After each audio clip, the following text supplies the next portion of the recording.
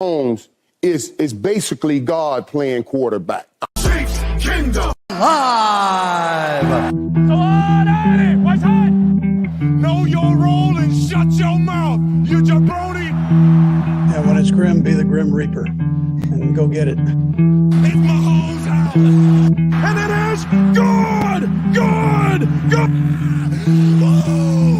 Arrowhead man. The Lombardi Trophy has a red and gold reflection. You gotta fight for your right to party.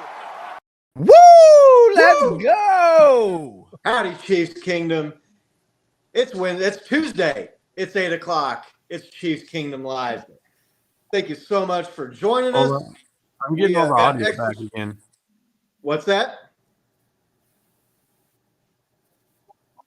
What'd you say, Nick?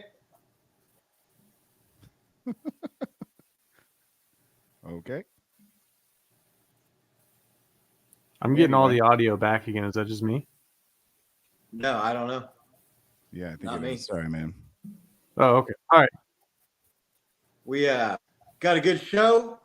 Nowhere to go from here after Nick decided to just go ahead and jack up the whole intro. Might have to switch shit Nick and cool Nick here.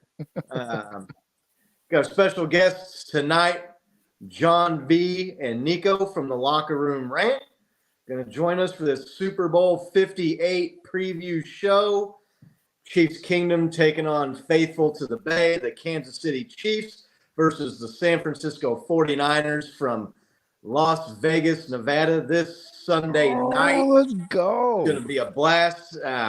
We're also streaming the show over on their channel. So if you're not giving those guys a follow and a sub, make sure you head over there and check them out and do that and click like and subscribe here for our channel. We're going to bring our guests on here in just a second. But before we get to that, Bo, how are you, man? I'm good. Good to see you again, man. It's been a minute. Sorry I wasn't here last week. There was pretty unreliable service in Mexico, believe it or not, but made it back safely. Got to see the game, actually. So that was interesting, watching the game when the Spanish broadcast, but that was fun. Got to watch the show about 3 or 4 days after you guys did it, but good stuff last week, guys. It was really entertaining. Good to see everybody in the chat. Thank you guys for showing up. We really appreciate it. Yeah, man. How are you doing? I'm doing real well. I'm ready for this game. I enjoy the week off in between the Super Bowl and the championship games. It's kind of like, chill out a little bit and celebrate the championship wins there, and we had a little bit of break between the Super Bowl, but now I'm ready for the game. I'm ready for this weekend to get here. Nick, how are you doing? I'm doing better now that I figured out I had a window open that was also playing the show. So I was hearing all the audio in like a 10-second delay, and I thought I was having a stroke. But I got that resolved. So I'm good, man. How are you guys doing? Well done. I remember my first stream.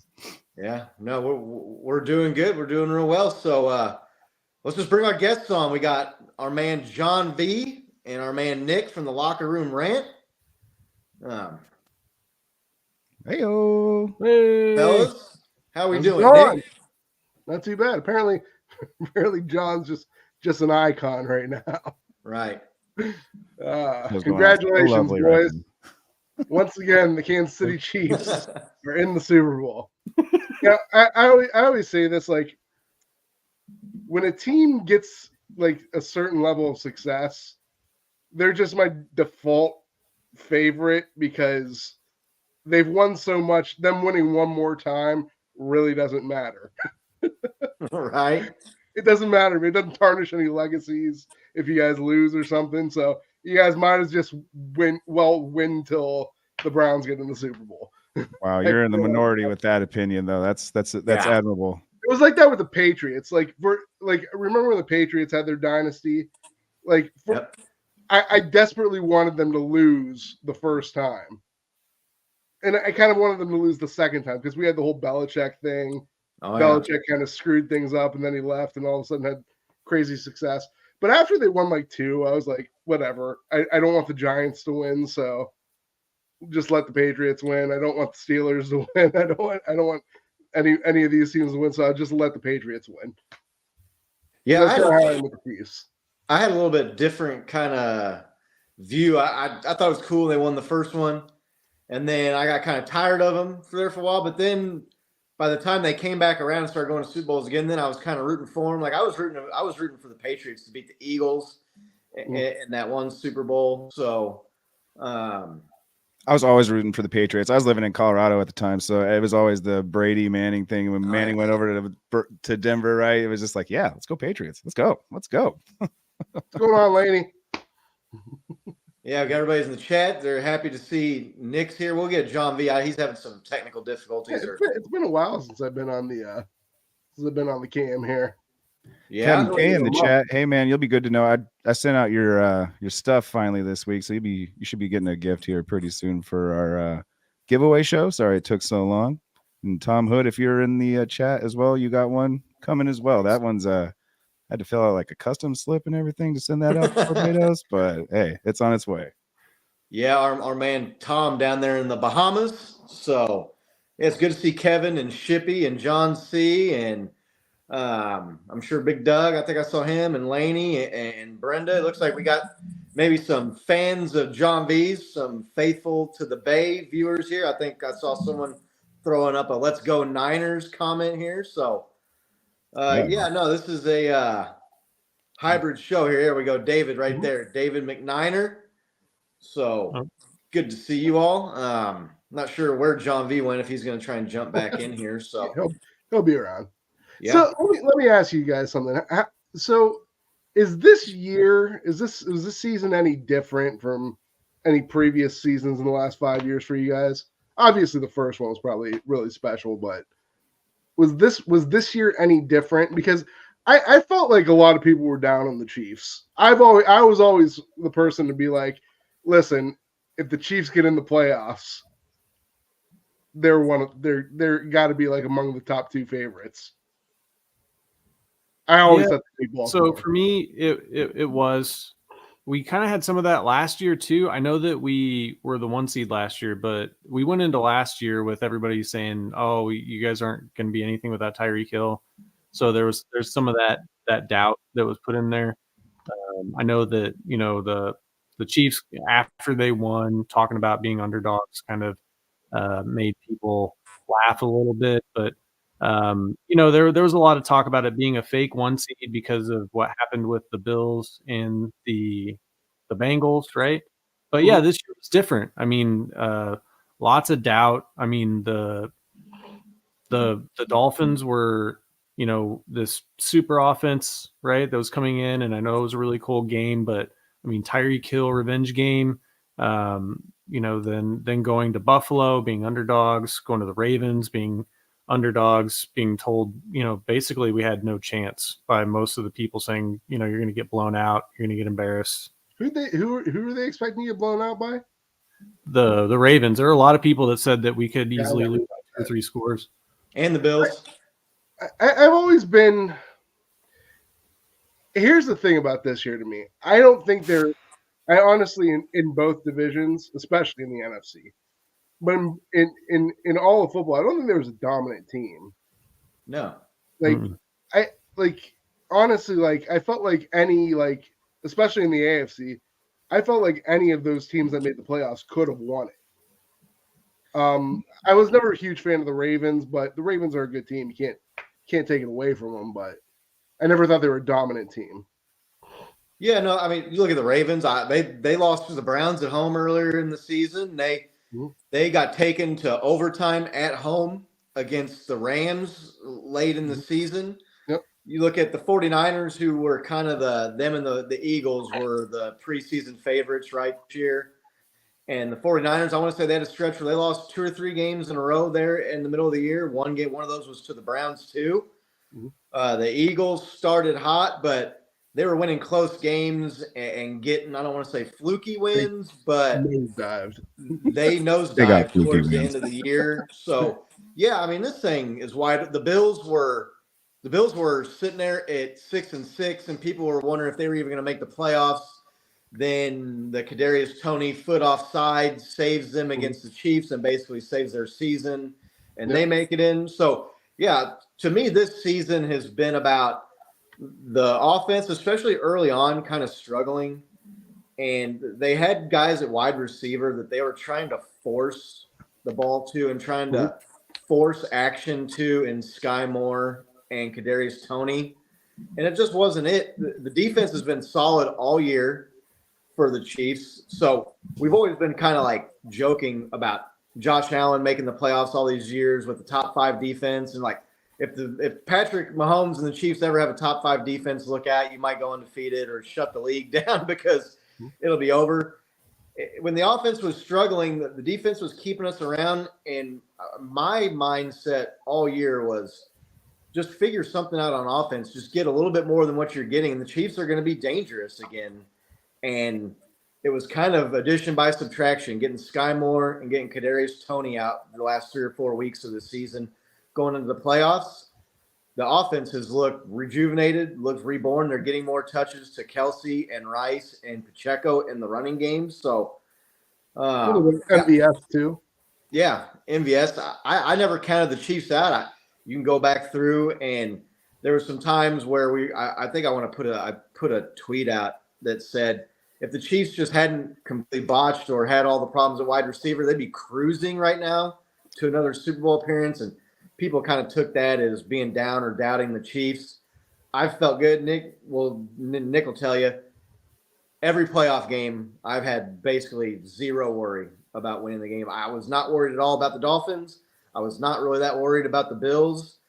The Ravens felt pretty confident with the way the Chiefs defense played and the way they've played that team and the Ravens in the past. They kind of have the answer for Lamar Jackson. So yeah, I mean, I felt pretty good. Maybe not as confident in years past when the Chiefs had a better record, but I've always considered them the favorites in the AFC, kind of until proven otherwise, right? So here's another thing that I know it's a big talkative story, but I don't think people break it down. Your guys' win percentage with Taylor Swift is impeccable. Oh God, she's dynamic. Brings a whole new facet to your guys' team. It's funny you say that. There was people that were saying that she was a jinx and a curse. No. They were losing games there, and Taylor and those first couple games that you guys came, you guys won. Then she had to go, I think, for probably part of her tour or something. Right. That's when you guys had your weak spot. And then she comes back, and all of a sudden you guys win. Now you're in the Super Bowl. Yeah, I mean, we stole Taylor Swift from what do they call the Eagles fan base there? Eagle Nation or something like that. Nice. Her dad and her being Eagles fans. We got Roy Boy in here saying "Go Niners." Thanks for joining the show, Roy. It's good to see you. Bo, how did you feel about this year and the Chiefs? No, I mean, it's like Nick's original. Was it a different year for sure, right? Like we were, as Nick alluded to, just a lot of doubt from all the media heads, right? Everybody thought we were broken. The amount of drops we had surely didn't, do us any favors. We sure did have a lot, but I mean, we're kind of biased. We see the positive in most games, and we were seeing like, no, man, when they're not dropping the ball or kind of getting picked on by the refs. There was a good 3-week stint at the beginning of the year where our right tackle could not get off the line without a penalty to save his life. But when we saw that not happening, like this team moves the ball, and it's the same dangerous team, and we're hearing the same narratives last year. Oh, this team's broken. Oh, what yada yada, and we're just looking at the yards and like it's not all the stats, and it's just not lining up with the narratives. Mahomes stayed top 5. Most of the stats, right? He wasn't number 1. He wasn't like lighting it up, and maybe that was just a little bit different. But I mean, yeah, that was due to drops and penalties, which Scott alluded to. Once we cleaned that shit up, it was smooth sailing for us. And we never really lost hope. It wasn't really a different year, right? We were just kind of sitting back, just everybody can keep doubting us. They can keep doubting us. We know we have. And you see it in the playoffs, man. Our playoff statistics are unreal. So. Oh, I thought it would actually make more. I'm going to go ahead and throw him on the stage. John B, can you give me a thumbs up if you're ready?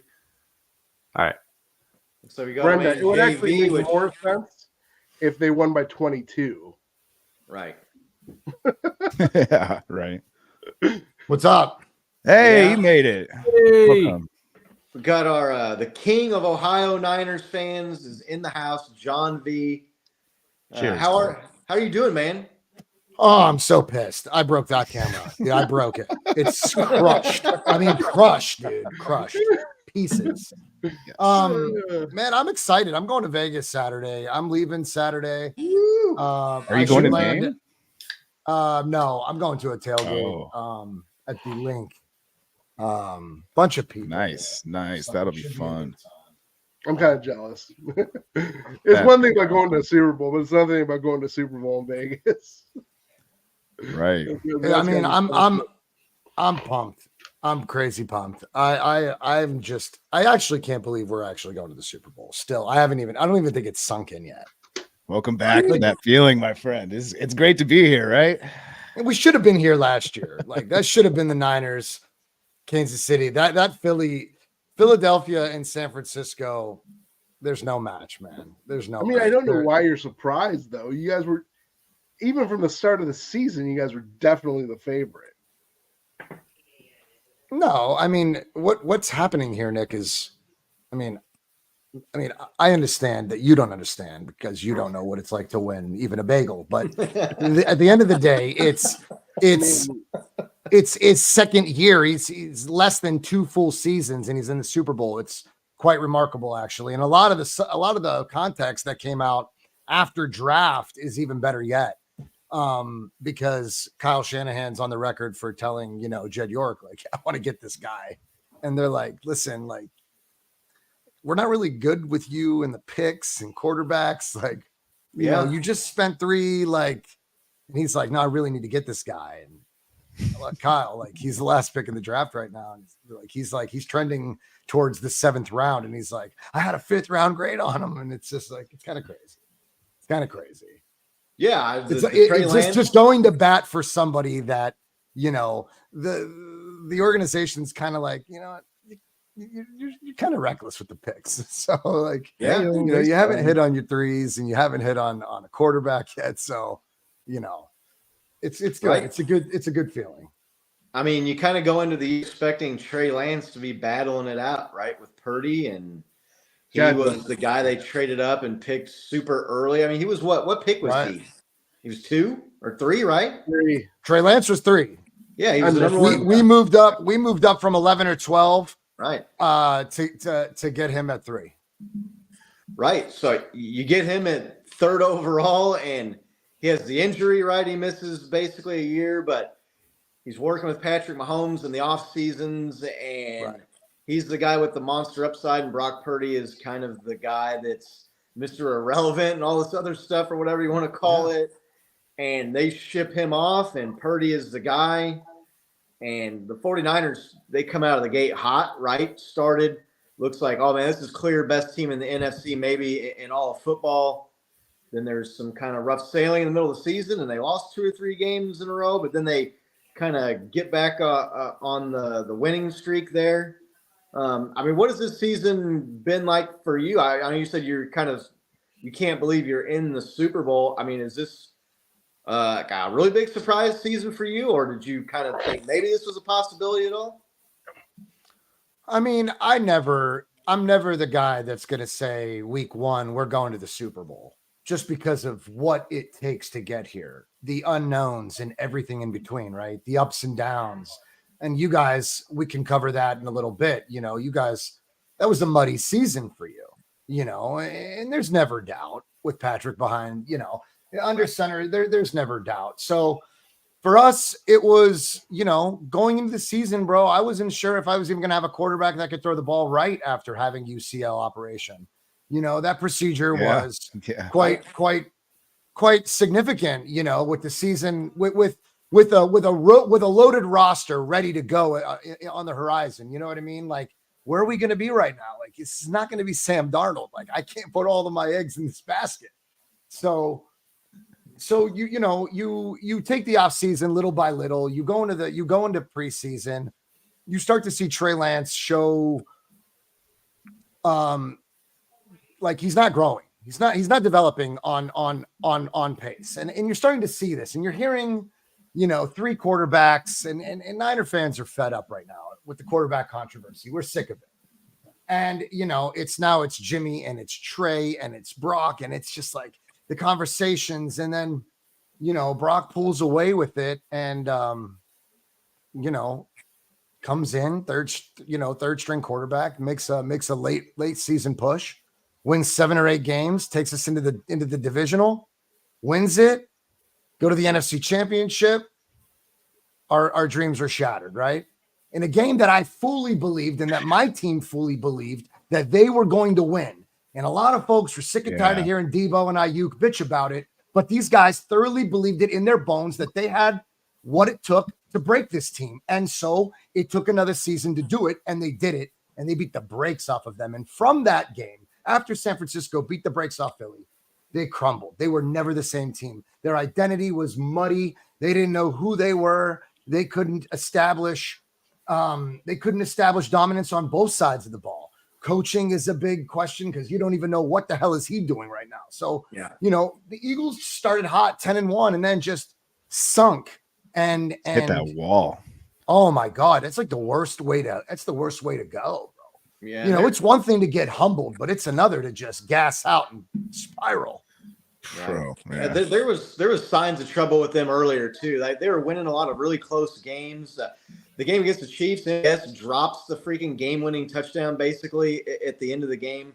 The Chiefs outgained them in yards, had more first downs and yards per play, won everything shut down their receivers, the scoreboard, and that team it kind of looked like they were leaking oil coming. Mm-hmm. I mean, most of the first part of the season, even though they had the glossy record, and then Jalen Hurts, I think, was dealing with an injury. I think you'll find out maybe more as the offseason unfolds and going into next year that he was hurt, which, hey, when you're one of these, I don't want to say running first quarterbacks or whatever you want to call them, one of these dual threat guys, but once that goes away, that completely changes that offense and completely changes what they can do. So, Nick, what did you think of the 49ers this season? I know you kind of talked about what you thought about the Chiefs and your view of them in the regular season. But what did you think about the 49ers this year?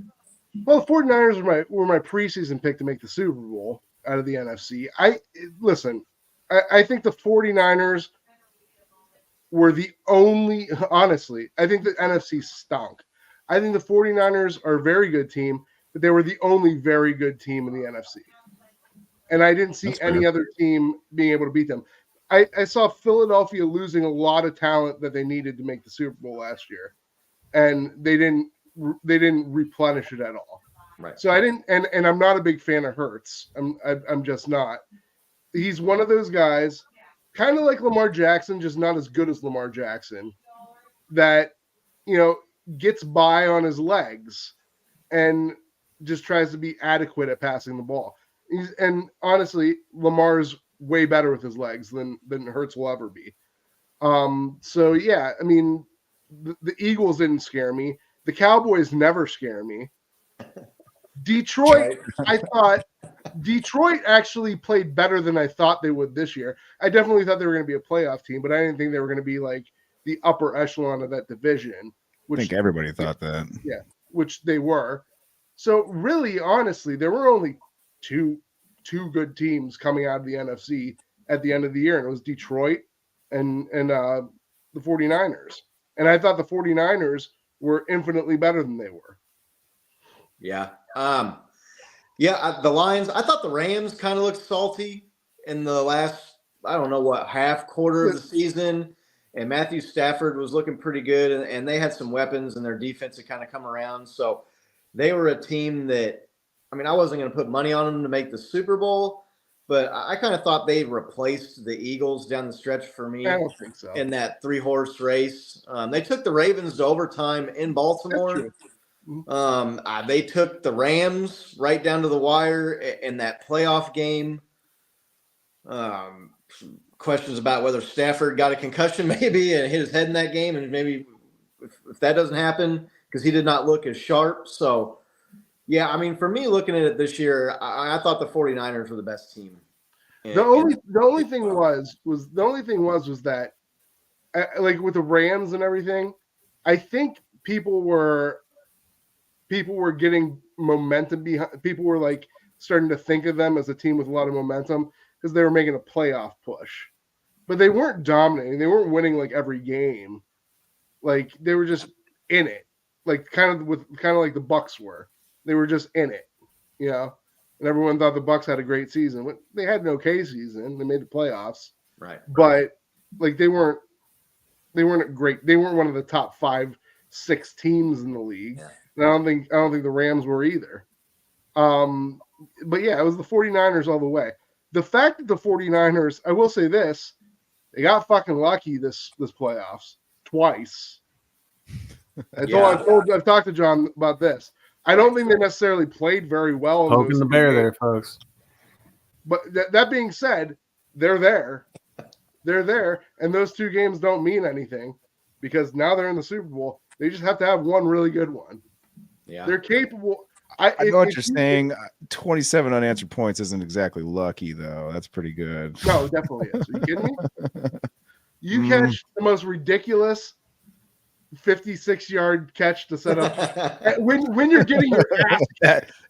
When you're getting your ass, actually, I forgot about that you play. catch an absolutely ridiculous catch that sets you up for an easy touchdown, and then like on like the very next like play or two, the guy fumbles on the 20. You literally get 14 points in a matter of like a minute.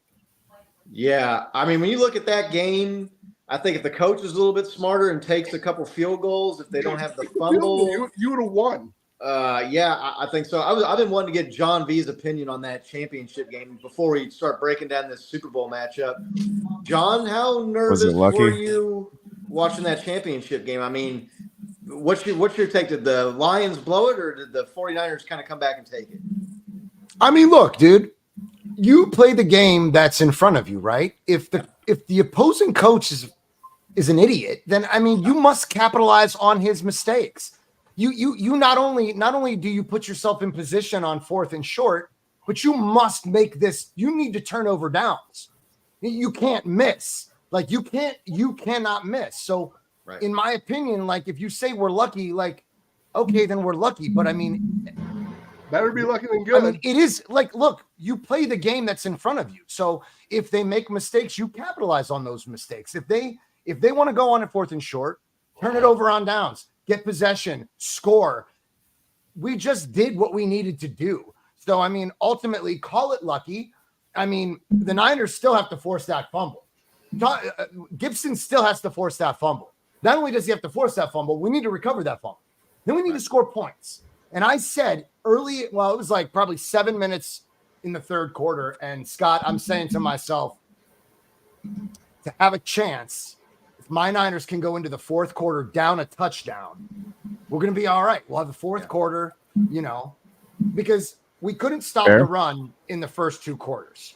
But then, halftime, and I don't know what happens, but you come back out the second half of the game, and not only are you more disciplined in your gap schemes and everything else, but you're actually stopping the run, and you're doing it convincingly. You're looking like the Niners defense that everyone remembered, right? So, but it just came together, and that's the part that bothers me as a fan is that you've got almost $100 million on a defensive line, and these guys are casually passing the buck. Like, if I don't get him, the next guy will. That mentality is you've got so much talent that you're not pressed on your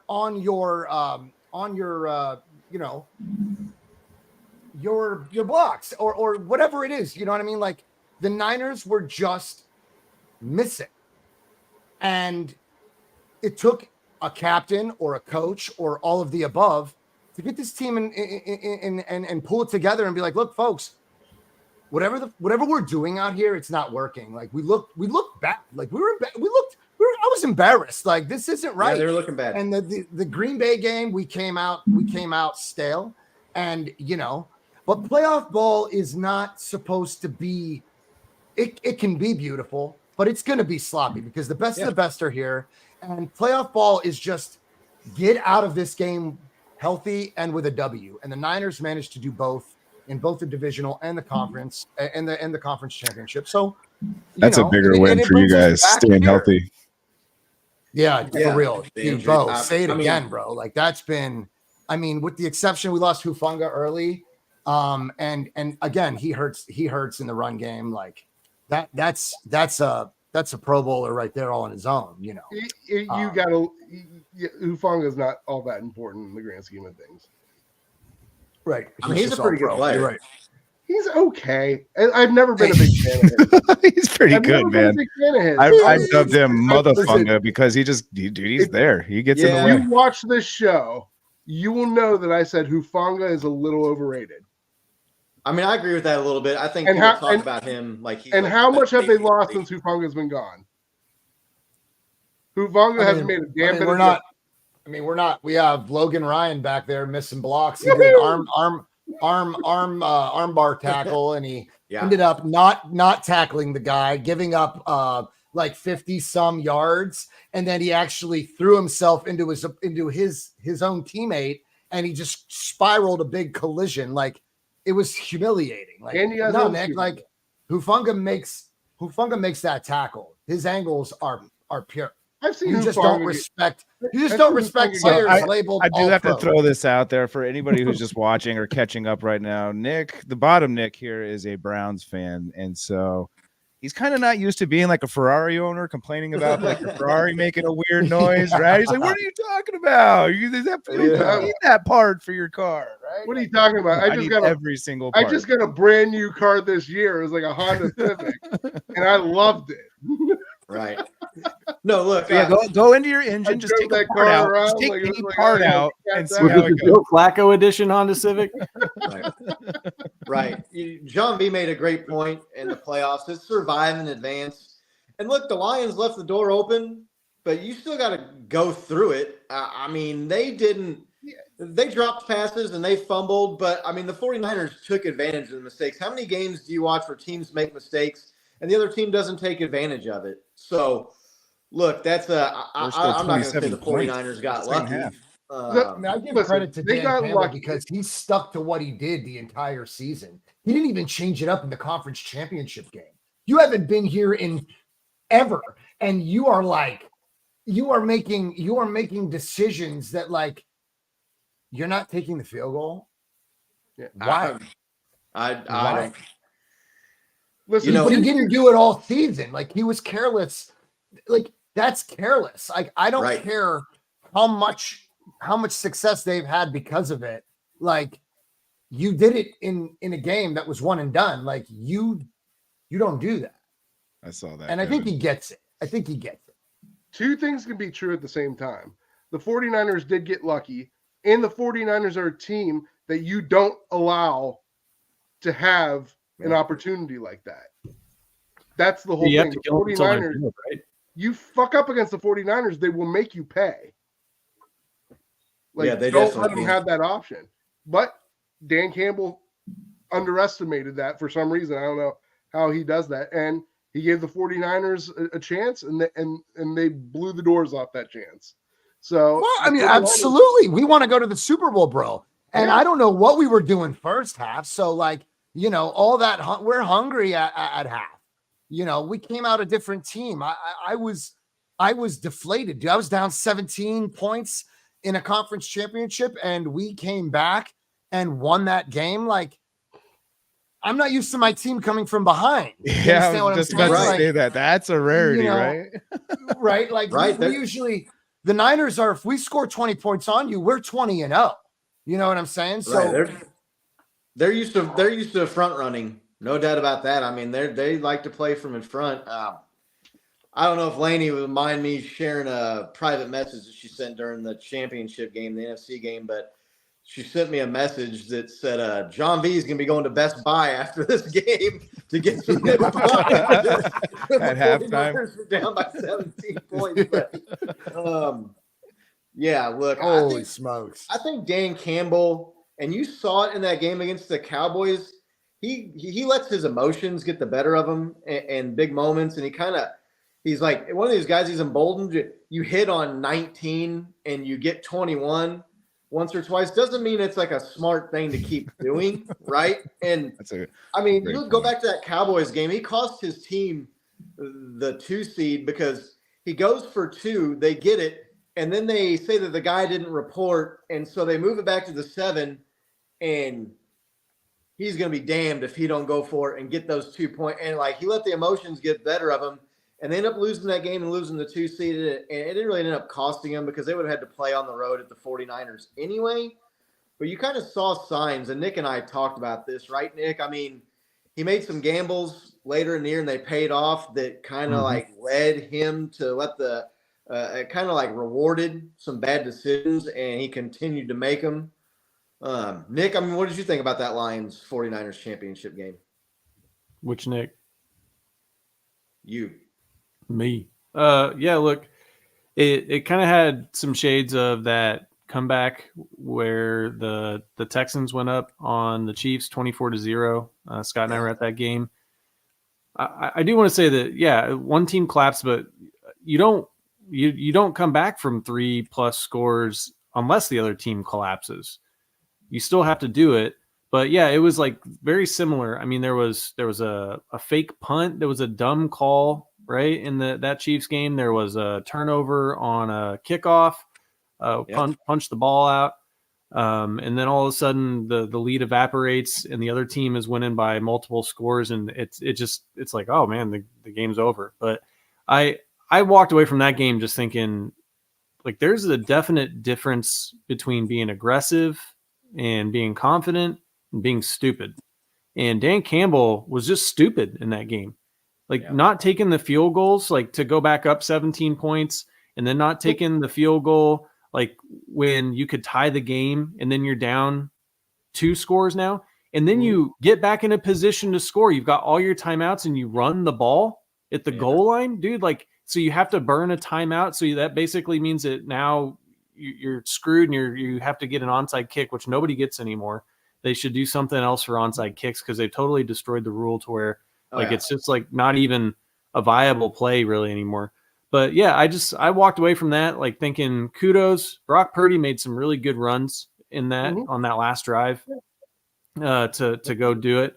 But yeah, I just walked away from that thinking, man, this guy, like he's making the same fucking mistakes that Staley's made with the Chargers that got him fired. I mean, just taking like snatching defeat from the jaws of victory. That's really kind of my takeaway. When I was watching that game, Scott, I had to, I don't think I sent the text to you, but I was wondering your opinion. Do you still think coaches affect the game only 25% and players 75% after watching that game?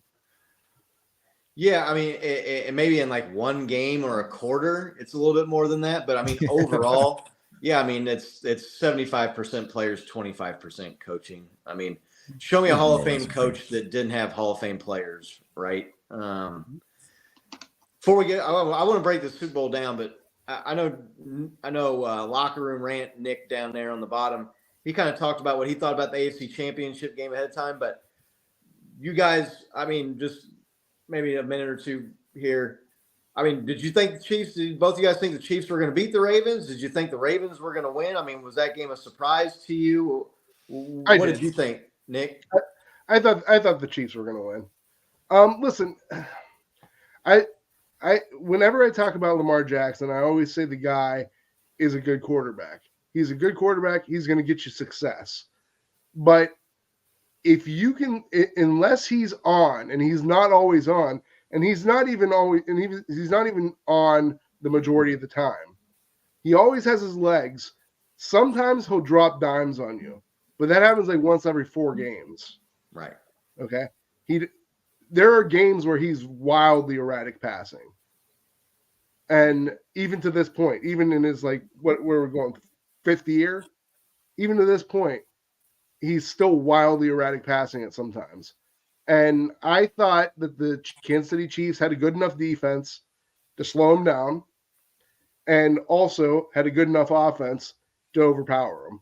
Yeah. And I just generally thought with their pedigree that they would beat them.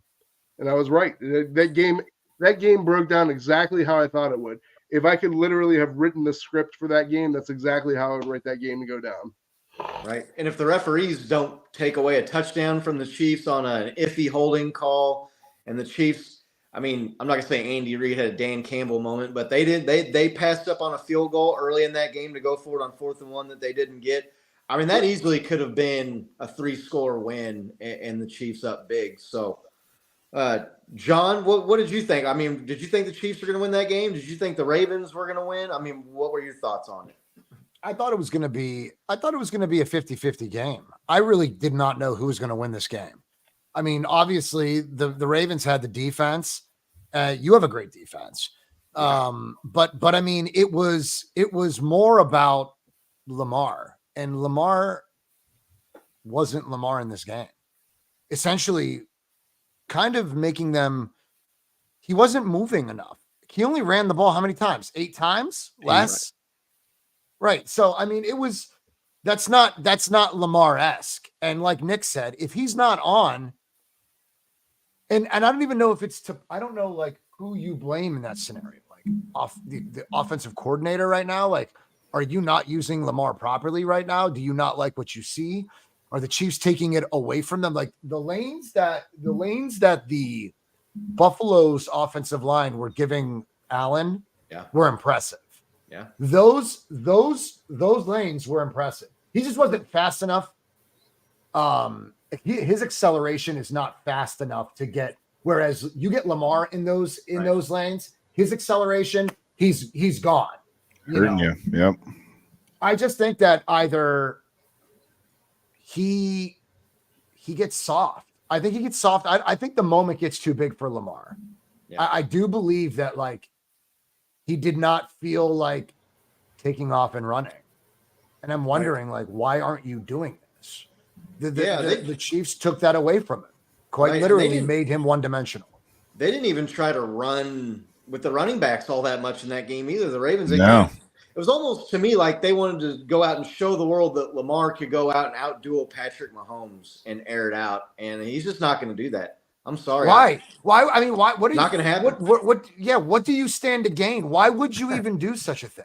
Yeah. Like, why are suddenly? Why? Like, just going back to like when we were talking about Dan Campbell in a group chat with my buddies, my Niner buddies. I'm over here when he's making these decisions in a game that really didn't count for him. I'm making the joke like, I hope we get this version of Dan Campbell, in the conference championship, right? And like, did I really dream that I would actually get that version of Dan Campbell? Like, are you kidding me? Like you were exactly who you've been.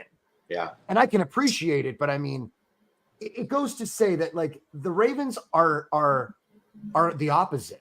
Like they were dominating the AFC and they dominated the NFC. The AFC North beat the brakes off of the NFC. Yeah. They just did. And I'm trying to understand how you're going to come into this matchup right now and you're not going to use Lamar the way that you've used him this entire season. What are we talking about here? What are we doing? Like OBJ was on the bench and he's saying, what the fuck is going on here, man?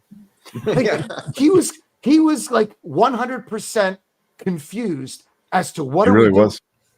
He was. Did you guys catch that? Like, I forget who he was saying it to, but he was just like baffled. Like, what are we doing here? It was crazy. And I think if you're watching that game, the Chiefs are playing Chiefs ball. That doesn't change. It doesn't. You don't say, why didn't they do that? The downfall for you guys was, the receivers aren't catching the ball. That's been a problem as of late for the last few seasons, but you pull it together and you make a late run. So it is what it is. But like the Ravens were just not running the ball and they weren't running Lamar. It's as if they lost the play sheet. Like we don't even know where it's at. And it's the Mahomes effect, man. I mean, it was wild to see you guys literally make them one-dimensional. You made him stay in the pocket and essentially throw from there. Yeah. I think our game plan was the opposite for the Bills is what it was for the Ravens, right? We defensively, I think Steve Spagnuolo was like, we're going to allow the Bills to run for 2 or 3 or 4 or 5 yards all day if they want. We are not going to let Josh Allen beat us throwing downfield. And with Lamar Jackson and the Ravens, they were the opposite. They were like, we're going to stack the box, and they're going to see that 8th man up there, and they're going to say, well, we got to try to see what we can do with their guys in man coverage on receivers because we're not going to run with it. And I think that they tried to run. They look, other than that 4th and 1 play, they didn't really have much success on the runs that they tried to run. and Lamar wasn't getting loose. I mean, he got sacked several times during the game, and so I think that they were just daring them to throw the ball, and like they're like, dude, they're not going to beat us throwing the ball. Now they probably didn't think that they were going to abandon the run quite to Completely. the amount that they did.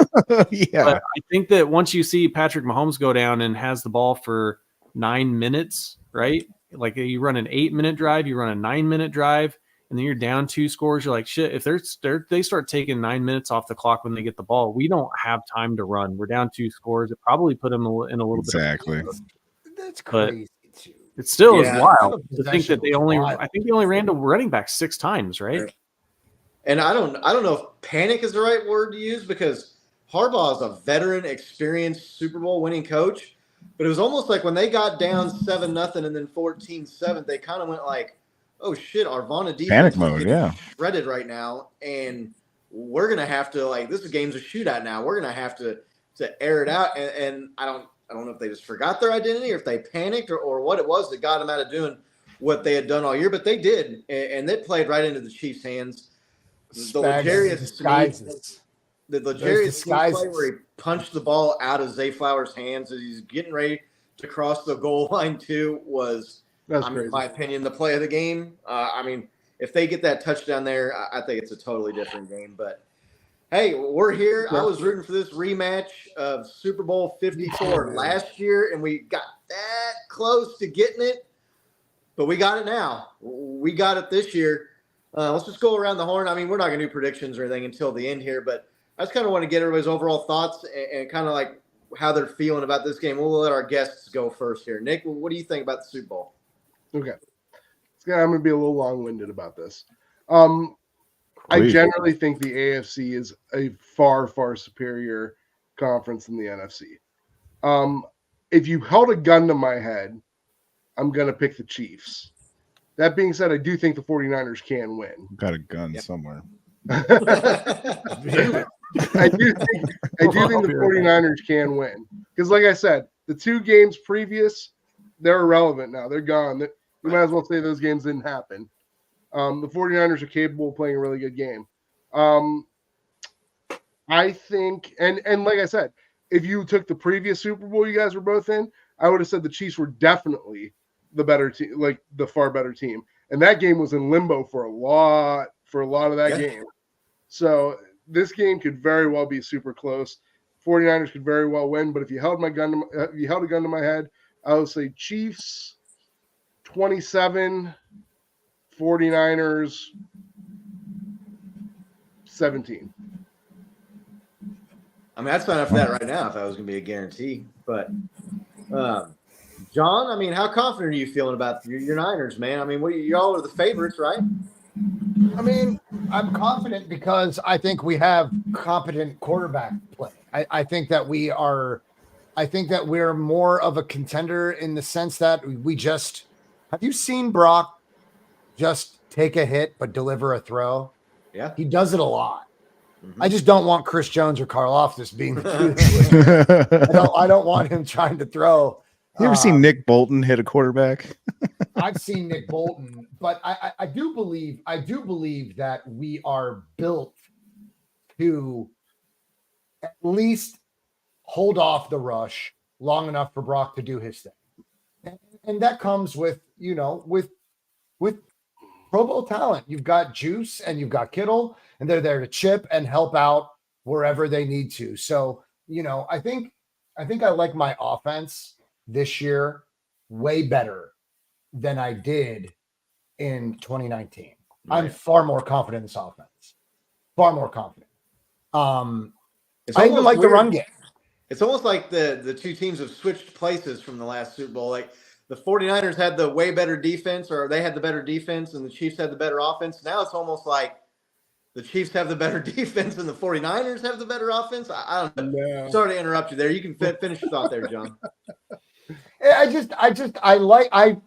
Scott, there's a vibe around my Niners that really give me a lot of confidence. Like I feel it in my bones this year that this could be the year. If we can contain Patrick and minimize the gushing plays that he can, the things that he can do to my defense, if we do not stop him, it's scary. It's scary, man. But I mean, I believe in this team, man. I believe in this team. I don't believe that either defense has the depth that they had last year in the Super Bowl in 2019. I think both of our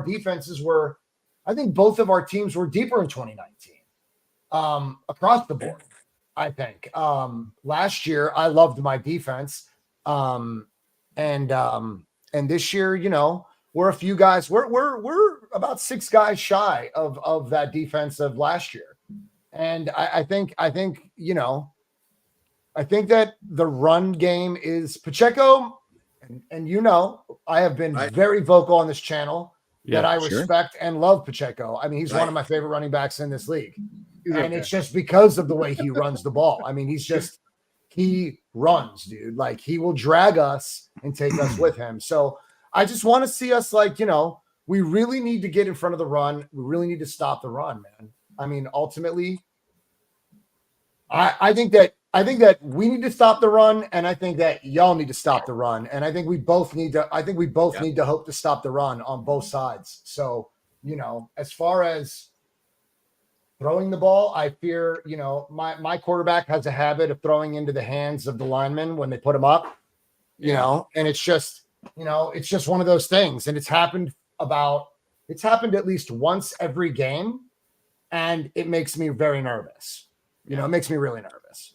Yeah. I don't think he'll have the luxury of catching his own deflection like Lamar did against you guys, but so close to being. It wouldn't be a Chiefs playoff game if it wasn't for some fluky ass circus sideshow play for the opponent. But so John V's feeling pretty confident about his Niners. Nick, what do you? How are you feeling about this game? Yeah, I'm cautiously optimistic, I guess. Right? I feel like our team has been there 4 out of the last 5 years. They have this core of coaches and players that now it's like normal, right? For the core of our players to be in the Super Bowl, as weird as that sounds, but the coaches, they know what it is. Even if they get down, right? If they get down, 10 points, they're like, well, that's where we were last year in the Super Bowl at halftime, and we came back and won, and Patrick had a sprained ankle. So I feel like we have the pedigree, and it's really just going to come down to how can the defense hold up against the playmakers that the 49ers have on offense, and can we contain McCaffrey and Debo, right? Ayuk, right? And can they put up another like they've put up against Tyreek Hill and against, Stephon Diggs and against Lamar Jackson? And that's really going to be, for me, the deciding factor, because we know that Mahomes will keep you in the game. We know that they haven't been as explosive this year, but you saw it in the AFC Championship game when it's like the game's on the line. He, put the ball in his hands, and he's going to make something happen to win the game. So we have that faith that he can do it, because we've seen him do it for the last several years, and it's really just going to be, what can this defense do, and can they put up one more really good game against a really good offense? And I feel optimistic about that based on what we've seen. Losing Omenihu, I know that we played well without him in the AFC Championship game after he went out. We played well on defense for the first 6 games while he was suspended. But, I mean, losing him hurts. He's the guy that forced the fumble on Lamar Jackson. Yeah. I feel terrible for him. That just like Charvarius Ward wants to play against the Chiefs, he wanted to play against the 49ers. So I feel awful for him, but that's a pretty big loss up front. We'll see how King Felix can do coming in as a rookie. But, you're trusting a rookie coming in against a really good team in the Super Bowl, so that could be something to watch out for. But I feel like we can definitely win this game, and I feel optimistic. Can we lose, to Nick's point, and to John, like, obviously we can lose. Like, you're in the Super Bowl, like, both teams are really fucking good. So yeah. But I feel good. I feel confident. Yeah, Bo, what do you think? I feel fucking good. I feel great. I'm a little bit more optimistic than Nick here. I'm very admirable at John V's confidence. I love it. I think it's gonna be a great matchup, dude. I think these teams are perfectly matched up to have a great game. But again, you leave the country for 1 week and you're thinking, all right, it's gonna be a good game. Everybody's gonna go in respectful and everything. You come back. And I guess the 49ers are already blaming the refs already. Like we hold over, we're going to get holding calls. The field's too soft for them. They're at a JV practice facility. I don't know. The trainer. Bill Vinovich is a big Taylor Swift fan. Yeah, they I don't heard use that the too. trash cans, but every 3 days or something. I don't like. Just every excuse is coming out of the. I've heard them. Here. I've heard It's been funny to listen to give this team right now all the bulletin board material. I mean, this is a dangerous team right now. I am super confident in our abilities. We've sharpened our sword. We have a samurai blade now. We're not fighting with that Braveheart big now. We're cutting through goalposts now, man. Like this is a dangerous team, and we're gonna really expose the 49ers defense, especially their secondary. There's some chinks in the armor there that could be exposed really good. To all your guys' credits, yeah. I mean, I don't want to beat dead horses. You guys kind of said it all, but I'm looking forward to a great game, though. I think it's poised to be that way. We're matching up great, so. Yeah, I mean, I feel real confident. John, Bo brought up the kind of news about the 49ers or maybe complaining. Or is that like are they using these things as like chips on their shoulder for motivation, or are you worried that they're worried about the wrong things at all? I mean, what's your take on all that? I don't know, man. I saw the field. I mean, it wasn't ideal. I mean, you got to play, dude. Just do what you got to do out there. Yeah. Don't get hurt. Naturally, I don't want, I didn't see ruts in the field. I just saw that it was just wet. I mean, just deal with it. You know what I mean? Just deal with it. Be grateful that you're playing inside of a dome. Like we don't really need to make a big deal about it. And I don't even know, it's like Andy Reid said, he didn't even hear anything about it, about potentially splitting time with the Niners on the indoor, on the practice field. He said he didn't hear anything about it. And that, because the word was that they refused. Whatever, dude. Like, I don't expect anybody to make my stay here any easier. It is what it is. Right. So I don't care about that shit, man. Wish your team had the same mindset. My team feels as though, it's listen, guys, it's Chiefs everything. It's Chiefs fans are always going to, they believe in Patrick. They hold him at a high regard. They've been here 4 times out of 6 or 4 times out of 5. They've been to 7 AFC championships or whatever it is. Like, what Never is it, gets 8? old. Keep going. How many is it? 6 or 7 or 8? You guys have been doing this. It's getting monotonous, right? It's getting monotonous for the rest of us. Naturally, one of us, we're all coming for you. Everybody's coming for you every week. Yeah. You're the defending champs. So, you want to be a champion, you have to beat a champion. So if my team is complaining, great. If they don't like their field, fine. You just make up for that. Like, if you feel that the league could have been better off, should they have set you up elsewhere? I don't know. Like, since when did anybody go and check shit? Right. I never knew of anybody going to check anything.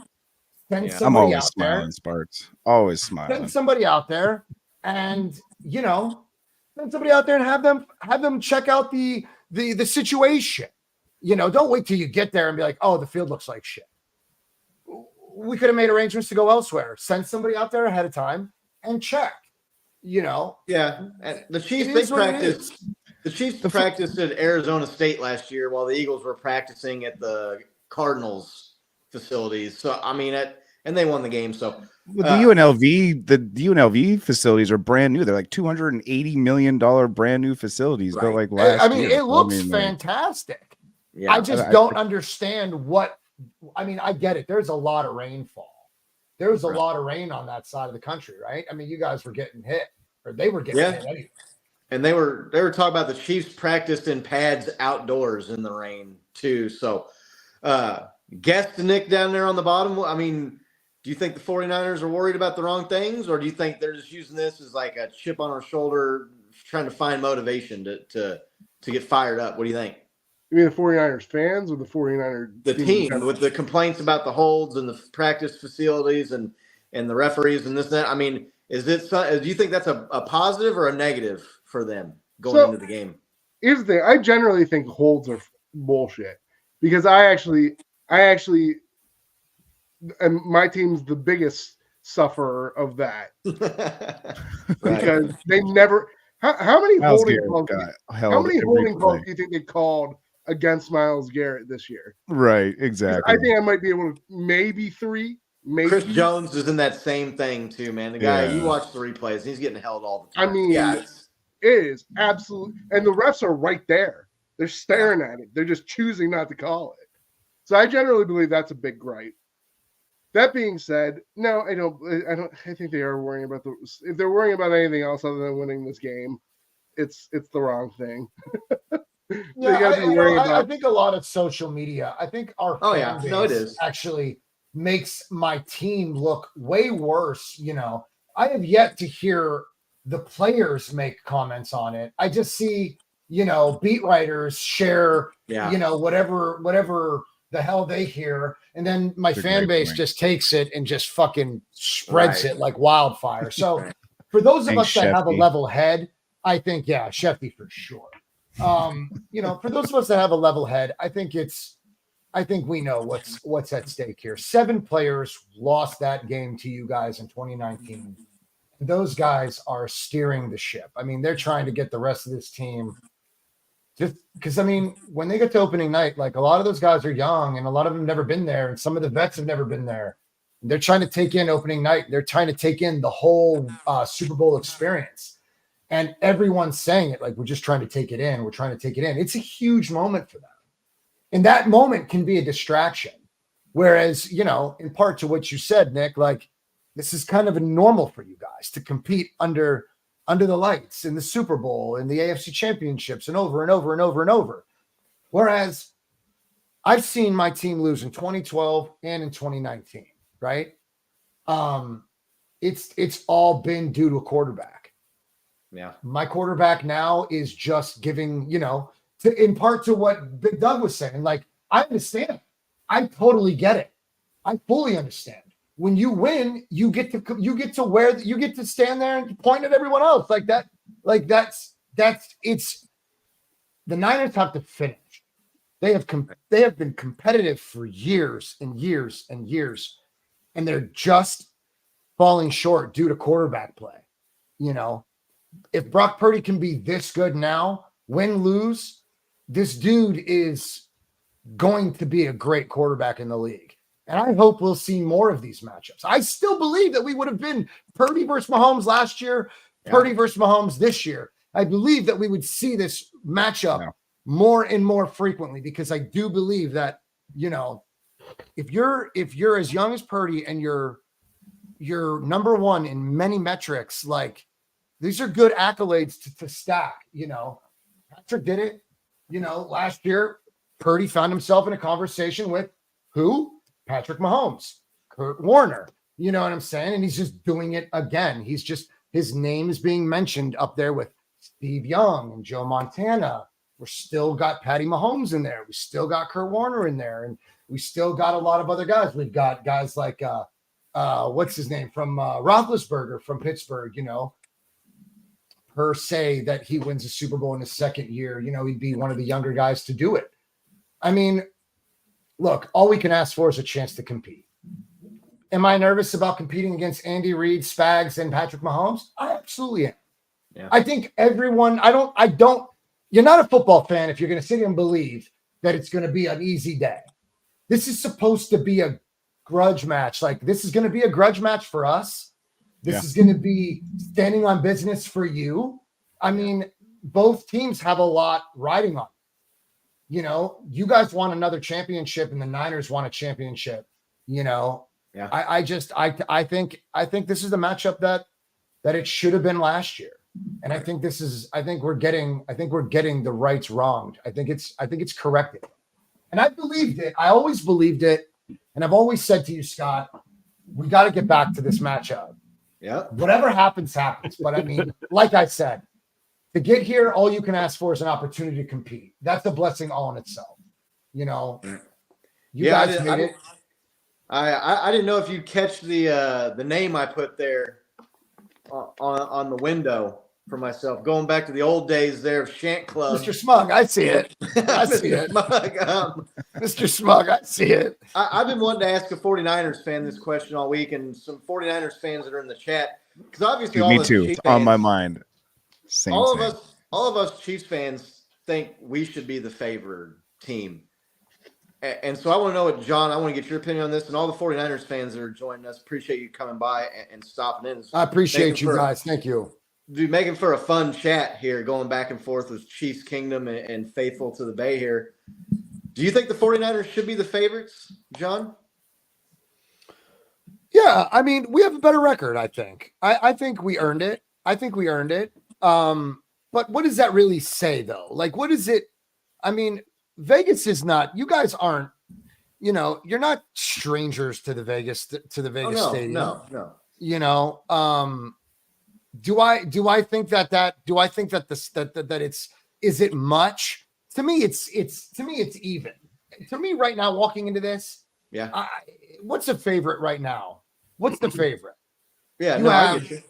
You know what I'm saying? Like I understand where a lot of the Chiefs believe it. I mean, I would say just because of our record alone. Yeah. And I mean, essentially, I think that's what, between that and McCaffrey, I think that's really what's setting the stage. It's just the record. But if you're asking 49er fans, are we taking that to the bank? Like, that means nothing to us. Yeah. After coming back in 2019 and beating us with a 17-point lead, like, this fucking spread means nothing to me. Like, it actually means nothing to me.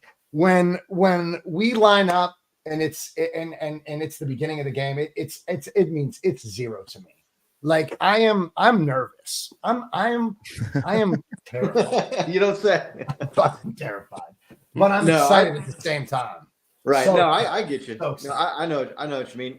To me, it's just funny, and maybe our guest Nick here can speak to this here after I kind of lay it out. But I get it's different teams, right? And the players turnover, and it's not the same teams that have been in the Super Bowl, like let's say Super Bowl 54 or the Super Bowl against Tampa Bay. But I don't ever remember the Patriots when they were in their run of going to 3 and 4 and 5 Super Bowls in 5 and 6 years ever being the underdogs. Do you? I mean, Nick, do you think what is it you think the 49ers are favored for? Do you think they should be the favorite? I think the 49ers are favored probably for a couple reasons. One of which is like I said before, I wasn't the only one that said from day one in the preseason, 49ers are going to the Super Bowl in that conference. On top of that, they had a certain level of dominance over that conference. And while I think everyone's going to agree that the AFC is better than the NFC, I think people still try and say they're kind of similar, which they're not. They're just not. The NFC is horrid, terrible teams. And the AFC is absolutely loaded. Like I said, I think the 49ers can win, obviously. Yeah. But if you're asking me and why I have the Chiefs winning, I just think their steel's a little more sharpened. Right. Like, I think they've faced better teams, they've beaten better teams, and they made it through the gauntlet. Right. Once again. And they have the current experience. Like, they're going into the Super Bowl. Yeah, I'm sure they're excited to be there, but it's kind of just standard operating procedure. Right. Like, they're going to play looser. They don't have as much pressure on them. They're going to play looser. They're going to feel like they're going to be there next year. And I feel like they have the advantage. I would pick them as the favorite. That being said, there's a reason why I'm not a Vegas odds maker. Among others. There's probably a lot of reasons you're not a Vegas odds maker, that being one of them, I'm sure. But yeah, I mean, I'm feeling really good and confident. You know, Nick and I are on the same page a lot more often than I would probably like to admit. The only thing Yeah, we weren't to on me- the same page about is the Browns. That's the only thing we weren't on the same page about. Right. I was just higher on the Bengals. You got than to I come was back to the thinking. middle on that Browns bridge, though, for the rest of the world. Right. I mean, No, because I actually think with the Browns, I actually think they should be much better. You gotta all my predictions were based upon probably having a healthy Watson, probably having a healthy Chubb, probably having a healthy offensive line, probably having a healthy defense. Yeah. Yeah, that's what most of my predictions were based upon. We had none of those. Right. Shit, our kicker got hurt. Right. Yeah, I think the thing that gives me the most confidence and makes me feel very confident about the Chiefs in this game is, to me, they have the coaching advantage, they have the quarterback advantage, and they have the experience advantage. And those three things are like the three biggest advantages in football. I mean, you look at a lot of football games, and if you got the better coach, the more experienced coach, and you've got the better quarterback, the most experienced quarterback, you win most of those games. And that's not just talking about the Chiefs or the 49ers. I mean, that's any NFL game you watch during the regular season. I mean, I definitely – I mean, I don't take the 49ers lightly. They are definitely a worthy opponent. They could definitely win the game. This isn't one of those games where, like, I'm trying to think of the last Super Bowl where it was kind of like a team got hot and won a couple games in the playoffs, and it's like, oh, this team's out of nowhere in the Super Bowl, right? I mean, that's neither of these teams. Both of these teams, John, you were talking about how many AFC championship games the Chiefs have gone to straight. The Niners have been in this game, what, 3 or 4 of the last 4 or 5 years themselves? Yeah. So it's not – they're not some, like, scrappy upstart that has, won a win on the road in one wild card game and then caught a team maybe overconfident and lucked themselves into the Super Bowl. I mean, both teams are quality teams. Both teams have been to the 49ers were just in this game 4 years ago, and we're in the conference championship game last year and obviously again this year. What do we think? I go around the horn here. I mean, what do we think like the biggest strength is for each team? Like, what is it going to be that is going to carry, like, let's say the 49ers or the Chiefs to like win the game? Bo? Yeah, sure. I'll just go ahead and take all the obvious answers so you guys can sit here and think about it, right? No, I mean, the 49ers' biggest threat to me is CMC, right? Our biggest chink in the armor or Achilles heel for you all season to me has been our run defense. We've just had this unnatural ability to not be able to tackle runners for some reason. Running backs just elude our guys somehow, and it's just been a shaky point all season. And when you're going up against the best running back in football, it's like, okay, let's watch this guy. He's the man, right? You got to account for what he's going to do. Not only that, he's just dangerous out of the back too. He can catch, he can do it all. So I mean, just CMC is the number one. But their offense, man, I just think about all their studs they have. It's going to be a busy day for our defense. But perfect little segue into what's going to keep us in the game is our defense. So this is a revamped defense we've never seen the likes of before. I mean, these guys, think about it all year. Who's had the best defense, right? Everybody's talking about the Browns, the Ravens, the Chiefs. Who's in it now? The Chiefs. So we had the best defense in football. I'll just go ahead and say it, right? So, I mean, it's going to be a tall task for the Niners offense to go up against this defense. I mean, this is a tight unit. I kind of brought up the guy before, Nick Bolton. I mean, I talk about a key player. He's getting his cast off, and like you want to see a dude like really affect a game. Yeah. Watch him catch balls and not just bat him down, right? Like it's going to be a whole different element to our defense. And then we're just cruising. All facets of our game right now are cruising. All three phases looking really good, really smooth. As long as we can, keep the penalties and the mistakes to a minimum, our receivers actually catch the ball. Like I said, I feel really confident in this game. Probably more confident than I should, but I feel really great about this. Our Nick, what do you think? I think I've said this pretty much all the playoffs, but if the Chiefs don't turn the ball over, they're going to win the game. Yeah. I just think that it's going to be down to, our defense is good. They will hold the 49ers to a score that our offense can beat, unless we give them short fields and we give them extra opportunities and we give them extra juice by turning the ball over. So I think that it's really going to come down to, right, the Chiefs either not turning the ball over, I'll add not dropping, right, passes, because that's what, I mean, we're like a couple of drop passes and maybe a foot offsides from a wide receiver of being the 1 seed this year. If you look at the Eagles game, the Lions game, and the Bills game, that's the difference between 11-6 and 14-3. But so if we don't turn the ball over, then we're going to win. And I think it's going to be, can the 49ers defense create those turnovers, and can they force the Chiefs into those mistakes? And I think that that's going to be the ultimate thing when we're looking back at who won the game. They're going to say, hey, they made this play, they forced this person to fumble the ball, or look, Patrick Mahomes had another playoff game. It's his 7th in a row now with no turnovers.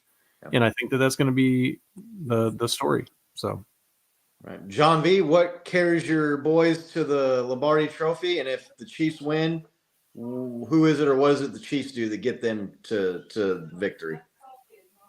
I mean, if my secondary gets diced up, if they can't hang, then I mean that's going to do it. I mean that could do it. As far as the run game, I mean, I'm right there with Bo. I mean, we were just as bad. I mean, we couldn't tackle the runner to save our soul, and we gave up a lot of yards doing it in both the Green Bay game and the Detroit game. So, I mean, if you're going to take my team and judge them based off the last 2 playoff games, I mean, I expect folks to do that, but I mean, we're the 1 seed, so take your sample size and expand it into the regular season, and just take some of the better defenses that we played against. Because I mean, to get a good look at Kansas City, Spags is going to disguise a lot. It's going to make you see things that aren't really what they are, right? So you're going to think that somebody's going to come down and bite on something when in fact they're probably not. They're just going to stay stern and make you play honest, right? And I think that's what San Francisco's been able to do this season with Brock Purdy. Was we could play any style of ball. We could hang with the run game. We could air it out. You know what I mean? We could get guys into space and we could make it happen. And Brock's just his magic is kind of what, like, think about it. What was Patrick Mahomes doing his first year? He was throwing with anticipation, right? Yeah. That was huge. That was one of the things that was huge. Brock Purdy is throwing with anticipation, but the kid's pocket awareness and his ability to feel the pocket, it's special. And it's essentially what's kept us in every game. If Brock Purdy can stay, if you give him 2.5 seconds, he's going to get rid of the ball. Yeah. It's just San Francisco loses if the secondary can't keep up, and Kansas City loses if they can't stop the run. They can't stop the run. We're just going to turn around into play action, and we're just going to make you bleed. You know what I mean? But the problem is, once we strike fast, and we will strike fast. I mean, I firmly believe if we get ball first, we score. I think we'll score off that first drive. But we need to get a turnover on that second possession. The moment you guys come down the field, I think San Francisco has to make a stand early. Because if we stack points, we can kind of insulate ourselves a little bit, because I expect you guys to stack. I mean, I would expect you guys to come back and strike boom, boom. That's the thing. If San Francisco can strike fast and we can insulate ourselves just a little bit, I mean, you got to know that with Andy Reid and Patrick, there's no healthy lead. You know what I mean? You guys have built your brand of ball off of coming from behind. I mean, you've been doing it since like 2018 or 2019, right, somewhere in there. You guys have always been coming back. You guys have always, even the year that you won in 2019, you won the Super Bowl that year. You guys were coming back from substantial. You guys were down 3 scores and coming back late in the game, right, and it was a Butker kick, or and that's the other thing too. We don't compete in the kicking game, folks. Right? Like we don't. Like, you guys get to sit back and ride off into the sunset if it comes down to Butker. But if this kick comes down to Moody, if this game came down to Moody, I'm probably in the street, running as far down the street as possible, and I'm not going to know the outcome of that kick. You know, John, I know people say kickers aren't football players, and I haven't really seen very many people talk about the kicking advantage that the Chiefs have. Butker, 55 and in, the dude is money. I mean, the Chiefs have to go a lot less distance to score points than the 49ers. I mean, I'll give you what Mooney has been hitting from 50, right, 54. So, like, he doesn't hit the stuff he's supposed to, Scott, but he's ripping this stuff from afar. Yeah, you never know what you're gonna get. You never know. Nick, bottom down there. What do you? What carries each team to victory? And to be honest, I'm going to touch on what John said. I think this game is going to come down to starts. I think that if the Chiefs, you're going to know how this game's going to go. If the Chiefs are able to come out and just score, if they're able to come out and just score, it's going to be a long day for 49ers. Don't expect a fucking Dan Campbell bullshit to happen. Right? If the Chiefs come out and they score, it's going to be a long day. Because here's why. The 49ers, like a lot of people like to consider them a dynamic offense. I think their offense comes from their defense. Their defense gives them a ball, and if they give them the ball enough, they will eventually chip away and score. I don't think, like, I'm going to disagree with Bo. I don't think CMC is a great running back, and I don't think that's what you're going to have to worry about. I think CMC impacts the game. It's almost like. But if it's a running back that you're worried about, don't worry about CMC because he's not a great one at that particular thing. He impacts the game differently, different ways, but in terms of running the ball, he's not the greatest runner in the world. So if the Chiefs offense is able to drive down the field, has sustained drives, put some points on the board early, I think the 49ers are going to have a hard time winning that game. If they're able to stymie Mahomes, get some quick 3-and-outs, and then stack some points on, yeah, they're going to beat you. Are the Niners notorious for deferring or taking the ball when they win the coin flip, John? Pretty much everybody defers nowadays, don't they? No, they defer. Stefanski actually took the ball a lot. I mean, I want to see you on your best. I want you on this drop. We got to get into rhythm. I feel like take it. You think? I think so. I think in the Super Bowl, if you're not gonna defer, not when you know you're going up against this air raid offense. You got Spags. There's a lot here. John Clifford, man, I respect the team, bro, but make no mistake, I bleed red and gold, brother. Not yellow, red and gold, my friend. You're the man. But I do believe that you're foolish if you think that you're going to run away with something. This year, our offense is the bread and butter of this team, and they complement each other well, right? So, I expect the defense to give up some runs to Pacheco. I expect Patrick to get some throws off. But I got a question for you fellas. What's going on with Tony? And why does he keep making these he's making these like cryptic comments like I'm wide receiver 1 if I get the ball. Like, bro, you can't fucking catch. Right. Let's just stop that. Stop saying things right now. Look, you can't run routes. Let's stop. Yeah. Stop. Yeah, look, here's the deal. MVS is who I fear. Yeah. Not a thing I thought I'd be hearing in Super Bowl week this year. I think you should be worried about Travis. Big game. I think you should worry about Travis Kelce and Rashee Rice before you worry about MVS. But Tony stuff. I think MVS is going to be big this week. Well, here's the thing. I mean, Lenore is going to keep up with anyone you put on a streak. Lenore is going to shadow. I mean, Lenore is lights out. So he is lights out. I don't think Lenore in the term lights out. Ambry Thomas. It's Ambry Thomas concerns about.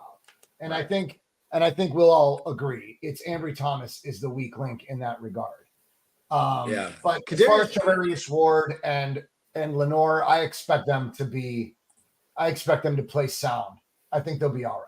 I think here's why I think MVS is going to have a big game, because they're going to key on Kelsey. Now you're not going to stop Kelsey even if you key on him, but they are going to just key ask on Kyle Hamilton and Matt Milano. Yeah, they're also going to key on Rice. But MVS 6'5", fast, can jump, great hands. Like, He's got sticks of butter for fingers, Nick. Wrong joke. One Wrong game. You're complimenting a man with two cinder blocks on his hands. He has Just imagine a man running around game. with a cinder block. Any guy can have one game where their hands are really good. Right. Wait, you're talking about playoff MVS. Yeah, that guy's fucking awesome. Yeah, that guy's good. That guy's amazing. Hey, look, man, the guy had the game-winning catch against the Ravens last week, of course. Exactly. I mean, who else would it be? Catch. That was a Who great else catch. would it be? Guy up for it. Grabbed it right here. John, that Oh, no. happened. My immediate reaction wasn't to jump up and cheer. It was to look over at my brother and see what his reaction was. I was not disappointed because he was just laughing his ass off, like just. Of course, I of course, couldn't that's even what see fucking the happened. guy's number as he was rolling backwards on the ground. I knew instantly who it was. I The knew 49ers instantly who it was that caught that pass. The 49ers secondary has been is and has been for a long time sus as shit. Yeah. and MVS is the one guy who could really take advantage of that. Yeah, look, getting back to the Kadarius Toney thing, he's just a dude that drinks his own Kool-Aid, man. That's what that guy is. He thinks I know. The legend in he his own mind. thinks he thinks he's it, and he ain't it, man. Like it's just that it's not there. I feared that coming into Kansas City, man. I think we were pretty vocal about that here on the show as well. I think you guys were just kind of reluctant. You guys needed to see just what you were going to get from him. And I think some of us kind of, look, dude, when you're going to Andy Reid's offense, you kind of feel like Andy Reid's got a pretty intimidating look about him. Like, if he can set you straight, it's going to be here. You're going to adhere to the way we do things. We're world champs. Like, this is what we do here. So you think about the culture there that you've established and that you guys have built. You think that would speak for itself to where that diva bullshit isn't going to fly here, bro. We did this before you, and we will do it again after you. You're merely just as Tyreek Hill. Yeah, that's what I'm saying. Like, I think a lot of us thought that Tyreek Hill was going to be a huge loss for the Chiefs, right? Like, and in some capacity, I'm sure it is. But you persevere and you faced adversity. You guys won anyway. So it is what it is. Like, it's very hard to get to the Super Bowl. Yeah. You guys have made a habit of it, but I can can tell you guys, like, we get all of our ducks in the row, and then we were just one game away, and then we just can't. We know we went 50 years without going to one. Yeah, you're talking to a guy for the first 35 years of his life saw his team playing one AFC championship game and no Super Bowls. So you guys I should not have this much gray hair in my 30s, man. I blame a lot of that on the Chiefs. You're right. You guys had really cool players like Christian Okoye. We did. Derek Thomas, Neil Smith, man. Rich Gannon, who went on to be MVP when he left here and went to the Raiders. Tony Gonzalez, the greatest of all time before the new greatest of all time. There you Travis Kelce, Jamal Charles, man, dude. Kareem Hunt, I'm still a fan of him. Priest Holmes, one of the greatest offensive lines of all time with Willie Rofe and Will Shields and Brian Waters and those guys, man. Dude, this team, that was heartbreak after heartbreak growing up as a Chiefs fan. Going back to the MVS thing, though, have you ever seen a team with 3rd and 9 needing to get a first down to ice away a championship game, throw a 40-yard pass downfield, fucking put the game away? Yeah, they knew they had it. teams run the ball or they throw a safe screen, Patrick throws a 40 Have you seen the all fadeaway. 22 on that? Have you seen like the Yeah. zoomed out version? Dude, he's wide open the entire route, right? Yeah, but still, I mean, they call it. I mean, and he throws it. And Patrick, I'm not going to say he's under a lot of pressure, but he had a guy come. I mean, he wasn't standing there stepping into that pass. He's kind of falling backwards as he kind of like fade away launches that thing, man. So was there a safety on that play? Was it just him one-on-one with the safety on that throw? He got misdirected, right? Like some guy came Yeah. across and he got taken up by him. I mean, if Patrick sees his receiver, granted, I mean, he may be a little nervous throwing it to MVS, but if he sees the one-on-one with the safety, I mean, he's going to take it every time. Yeah. 3rd and 9, though. I mean, if you don't complete the pass, it stops the clock. You got to punt the ball back to him on the north end of the 2-minute warning. We got to build some confidence here, Scott. Like, we're trying to go to the Super Bowl. I mean, we need this guy. Like, a lot of teams would have ran it and got to the 2-minute warning and punted it, especially with the Chiefs. A lot of those teams wouldn't have made it to the Super Bowl. I get it. Yeah, but you know what, though? That's the kind of thing. I need to touch on something before people. So, Christian McCaffrey comments. Christian McCaffrey is a good runner. No, because I get why Tony has that feature. It says goodbye, motherfucker, and just zaps you out. If this one thing happens, McCaffrey can have a huge game. But this is the one thing. If the defense is cracking down on a team and the 49ers keep getting the ball back, McCaffrey can break one or two. And that's when he gets his big games. But only if the defense is being great.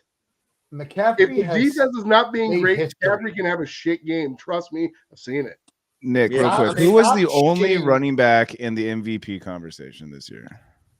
McCaffrey, because they give him the fucking ball every time in the red zone. Yeah, he does. Why do you think they do that? It's not just the red zone, but yes. McCaffrey is just a guy back there. They could have Elijah Mitchell. He'd have 20 touchdowns. Why doesn't Elijah Mitchell have 20 touchdowns? Because McCaffrey's better than Elijah Mitchell. How many touchdowns does he have? What's How that? many yards does he have? I'm just saying McCaffrey's better than. I'm not saying the guy. Got to baby step this though. But what I'm saying is he's not a great running back. And if you're talking about just toting the rock, which is something you're afraid of, that I don't think. Now, can he break one? Especially if the defense is playing good, yes, he can break one and have a big game rushing the ball too. But I don't think I meant him just being on the field, right? Because like it's not just like, oh, hand the ball off to this guy. Like, no, you can send him out wide. You can put him anywhere on the field, and he's that guy. Sure. I'm not saying just watch out for the runs he's about to run. I'm saying watch out for this one player who affects the game more than most people do. I mean, look, he looks like he's going to attack the left side. It looks like he's going to run outside zone to the left.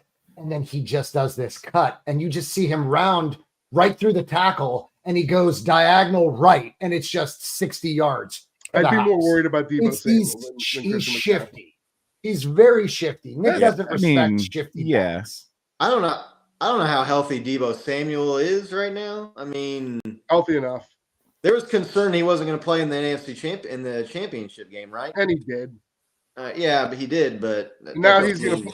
Now he'll even play through. Even if he gets injured, he'll try to play through it because it's the last game of the season. Yeah, but I mean you're trying to play through injury. Playing injured, you're not the threat that you are.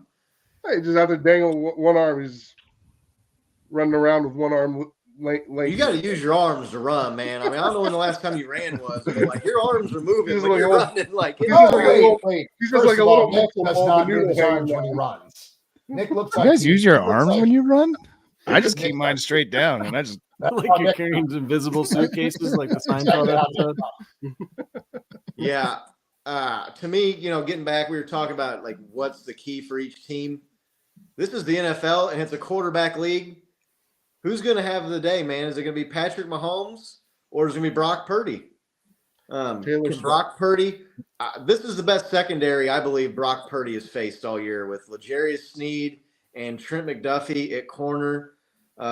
Justin Reed is a heck of a safety. They've got guys that can cover. That's it, Scott. We're not going to attack like that, though. We're probably just going to put it in the hands of our playmakers and hope that they can just make big plays. I mean, to sit here and expect Brock to, under the pressure from the defensive line, to throw into a bracketed coverage, because I would imagine they're going to bracket Ayuk. So it's like to think that he's just going to throw 30 yards downfield into McDuffie's or Sneed's. It's just, we've got to play him. We've got to play you guys. I think that's gonna be the Chiefs' defensive game plan now, similar to what they did with the Ravens. Stack the box, keep guys up by the line of scrimmage. Don't let them get the edge like Debo and these guys like to do and get outside for big gains and make them throw the ball down the field and beat them. I mean, I think that's what they're going to do. I'm not saying the guy can't do it. He's impressed me. I personally thought they made a mistake by going with Purdy over Lance. I did not see Purdy really duplicating and replicating what he was able to do last year, this year. I thought defenses would figure him out. I thought it was a little bit of smoke and mirrors. I thought there'd be a sophomore slump, and the guy did, to his credit. He balled out all year and was one of the best quarterbacks in the NFL. So, we talk about Christian McCaffrey. I've been hearing for years that the way you beat the Chiefs is to run the ball and control the clock. That's not how you beat the Chiefs. You beat the Chiefs by matching big plays and scoring points. The Bills ran all over the Chiefs in the divisional round, and the Chiefs beat them. And if McCole Hartman doesn't fumble the ball into the end zone, they win that game by multiple scores. Tony and I discussed that. Same sentiment, Scott. Go ahead. So, I like where you're going with it. So, I mean, you go back to the games the Chiefs have lost the last 2, 3, 4 years has been when teams could air it out. Jared Goff scored 50 with the Rams. Derek Carr and the Raiders came into Arrowhead and threw the ball over the yard and had 3 or 4 touchdowns and 300, 400, whatever it was, yards passing that day. That's how you beat the Chiefs. You can have your good point. Your long drawn out drives, because here's the deal, man. Like, when you get down there, you better score touchdowns, and you get a holding penalty or you get a tackle for a loss. Now you're in 2nd and 3rd and long, and you can't run the ball. You got to throw it. I think I've seen one team beat the Chiefs by running the ball and shortening the game in 4 years, and that was the Colts 3 years ago against the Chiefs. When the Chiefs had 3 turnovers in that game. So, we don't know what type of game we're gonna get, man. The game kind of reveals what kind of game it's gonna be. We'll know we'll know by the end of the first quarter what kind of a game we're going in for, because, Scott, I'll tell you what, man, the Niners know exactly what you guys are capable of. Yeah. It's really not, you're right. You can't sit here and dictate the pace of the game and what you're going to do to Patrick to stop the offense. Like, you said it, dude. Honestly, you just have to meet and match that you got to match the points, bro. If you score, we score. And if we see a shootout between Brock Purdy and Patrick Mahomes, like, that scares me, but I like my quarterback in this situation. Yeah. I would not ever be this confident if Jimmy Garoppolo was behind, under center. Right. I want to ask everybody here on the panel. We'll start with our Nick. I saw on Wayne Breezy's show today, they were talking about, did you see his show today, John V? No. They kind of broke down position by position, and they took who they thought were the best at each position from both team was. Like, they built one team out of the 2 rosters. It was kind of interesting the way they did it, but they had on there that Deebo Samuel was clearly and definitely better than Rashee Rice at wide receiver. Rashee Rice had more yards and as many touchdowns as Deebo. I know Deebo missed some time with injury, but Rashee Rice is a rookie and didn't even start until halfway through the year. Nick, I mean, they're pretty similar players, man. I mean, do you think Deebo or Rice is their wide receiver? It's hard not to be a homer when you get these questions, right? Right. No, yeah, I understand. It's also kind of hard. Who are you going to pick? You're taking one whose sample size is Deebo is Debo is a great football player, but to sit here and take a rookie like Rashee Rice and say, are you better than Debo Samuel? I mean, Debo has it. Go ahead, Nick. I'm going to try to think about what I want to say. Are we talking about for this game, or are we talking about going forward? I mean, I don't know, for this game. I mean, whatever.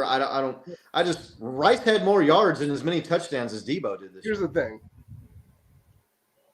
Yeah, but let's take the yards. Let's take the yards out of it. Just try to compare both. Try to compare them both. They're both similar. They're big, strong guys who get a lot of yards after contact and are hard to bring down. Debo Samuel's not a great running back. He's not a great wide receiver. He's a great player. Right? He's a great player. You sound Well, nobody that's really good is actually good. He is not a guy that if you were a quarterback and you had a pretty decent cornerback against opposite Debo Samuel, that you would feel comfortable throwing it in Debo Samuel's direction when he was somewhat covered by that guy. Okay? Rashee Rice is a very talented wide receiver. There's a reason why he was picked at the position he was picked. Right. Because he is a very talented wide receiver. Even now, in his young rookie season, he's still more talented than Debo Samuel as a receiver. But if you're asking me who has the most influence on the game, Debo Samuel has more influence on the game than anyone in that game, with maybe the exception of Patrick Mahomes and Kelsey. That's fair. Well, I like Brandon Ayuk better than Debo Samuel. Ayuk had 1,400 yards this year. I mean, as a receiver, yeah. As a receiver, Ayuk's better. Well, I know, but Debo's a receiver too. Nick, what do you think? Look, I obviously I'm a Chiefs fan. You're picking like backyard ball, and you need a wide receiver, and the two guys are standing there for this game. Who are you going to pick? Look, based off of what I saw in -30 wind chill, right? And I mean, Chiefs players and coaches said that Chris Jones said that people were getting frostbite. Rashee Rice delivered, and I've seen him make some really freaking clutch plays going down the stretch here, getting open on third downs, extending drives for us. I don't know. It feels wrong not to pick Rashee Rice, so I'm going to pick Rashee Rice. But like, you can't lose. Right. What's the good thing is, like, you can't lose in that situation. They're both. No, I know, players. But on their show, they were like, they just said, "Oh, it's clear it's Debo Samuel," and they just moved on. And I was like, well, "Hold on," because I would imagine that they're going by experience. I would imagine that they're judging by experience, and that's where it's skewed, because I feel like you're taking years away from Rashee Rice. You still got to give him a chance to do more. Let's see, Debo. Let me.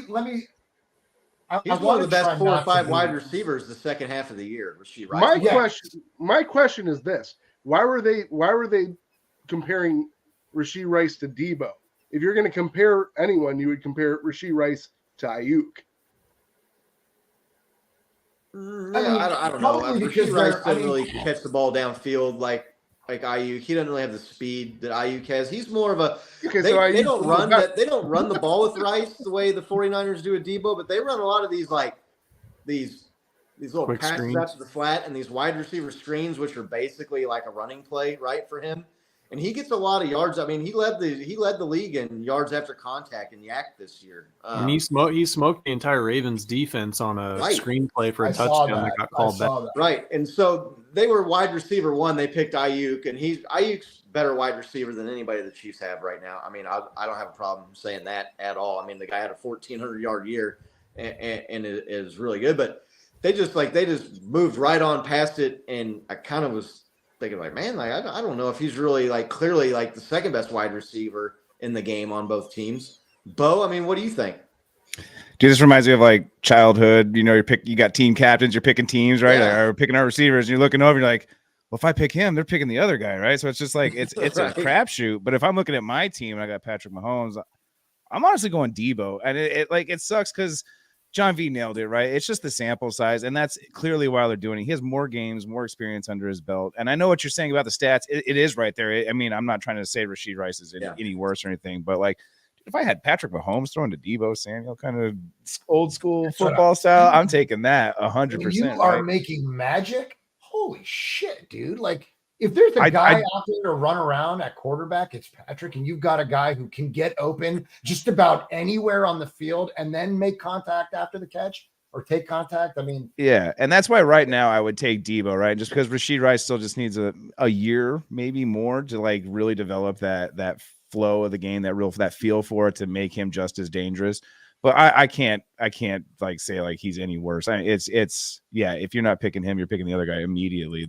They're one and the same almost. Scott, our entire offense is affected by the absence of Deebo Samuel. Just Deebo alone missing from the offense, it changes everything. So it's like, have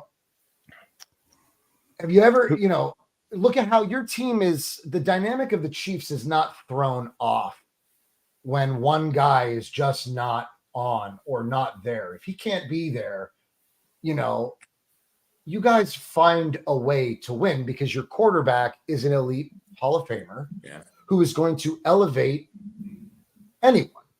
He's going to make any one of us look better if he's throwing us the football. Right. I will say though, the Chiefs offense came to life though, and they started getting rid of the Sky Moore and Kadarius Toney touches and giving them to Rashee Rice. Mm-hmm. I mean, you have to try something different because it was not working. So Rice, you know what? Rice had the dropsies hit the first part of the season. I mean, rookie jitters, whatever you want to call it, the first 3-4 games of the year. I mean, he was having a drop every game. He had a drop every preseason game. But once he kind of got those weeded out, and that I keep saying it's addition by subtraction for the Chiefs offense. Once they got Moore and Toney out of the way, that's when the offense really started looking more like the Chiefs offense. Yeah. So, we're an hour and 45 minutes in here. I know it's late for our guys out here in the Eastern time zone. Is there anything you guys want to get to before we get out of here? And then we'll do some score predictions, or you just want to pick some scores now? I mean, I'm superstitious, so I can't give you a score prediction, but I mean, all right. How about this then? How about this then? I'm making some weird. Oh, Bo, you went on mute. No, you muted yourself. Went on prop bets. You pulled a John V. Doing some prop bets right now. Sorry. You're not since you're superstitious, don't want to pick the score. Maybe you can help me out with some of my prop bets right now. All right. Will any quarter be scoreless? What do you guys think? Yes or no? Real quick. Let's go around the horn. Nick. Scoreless third quarter. So yes, one will be. Scott? I don't think there's a scoreless quarter. Yeah, I can't 1-1. All right, 1-2. Nick? What was the question again? Will any quarter be scoreless?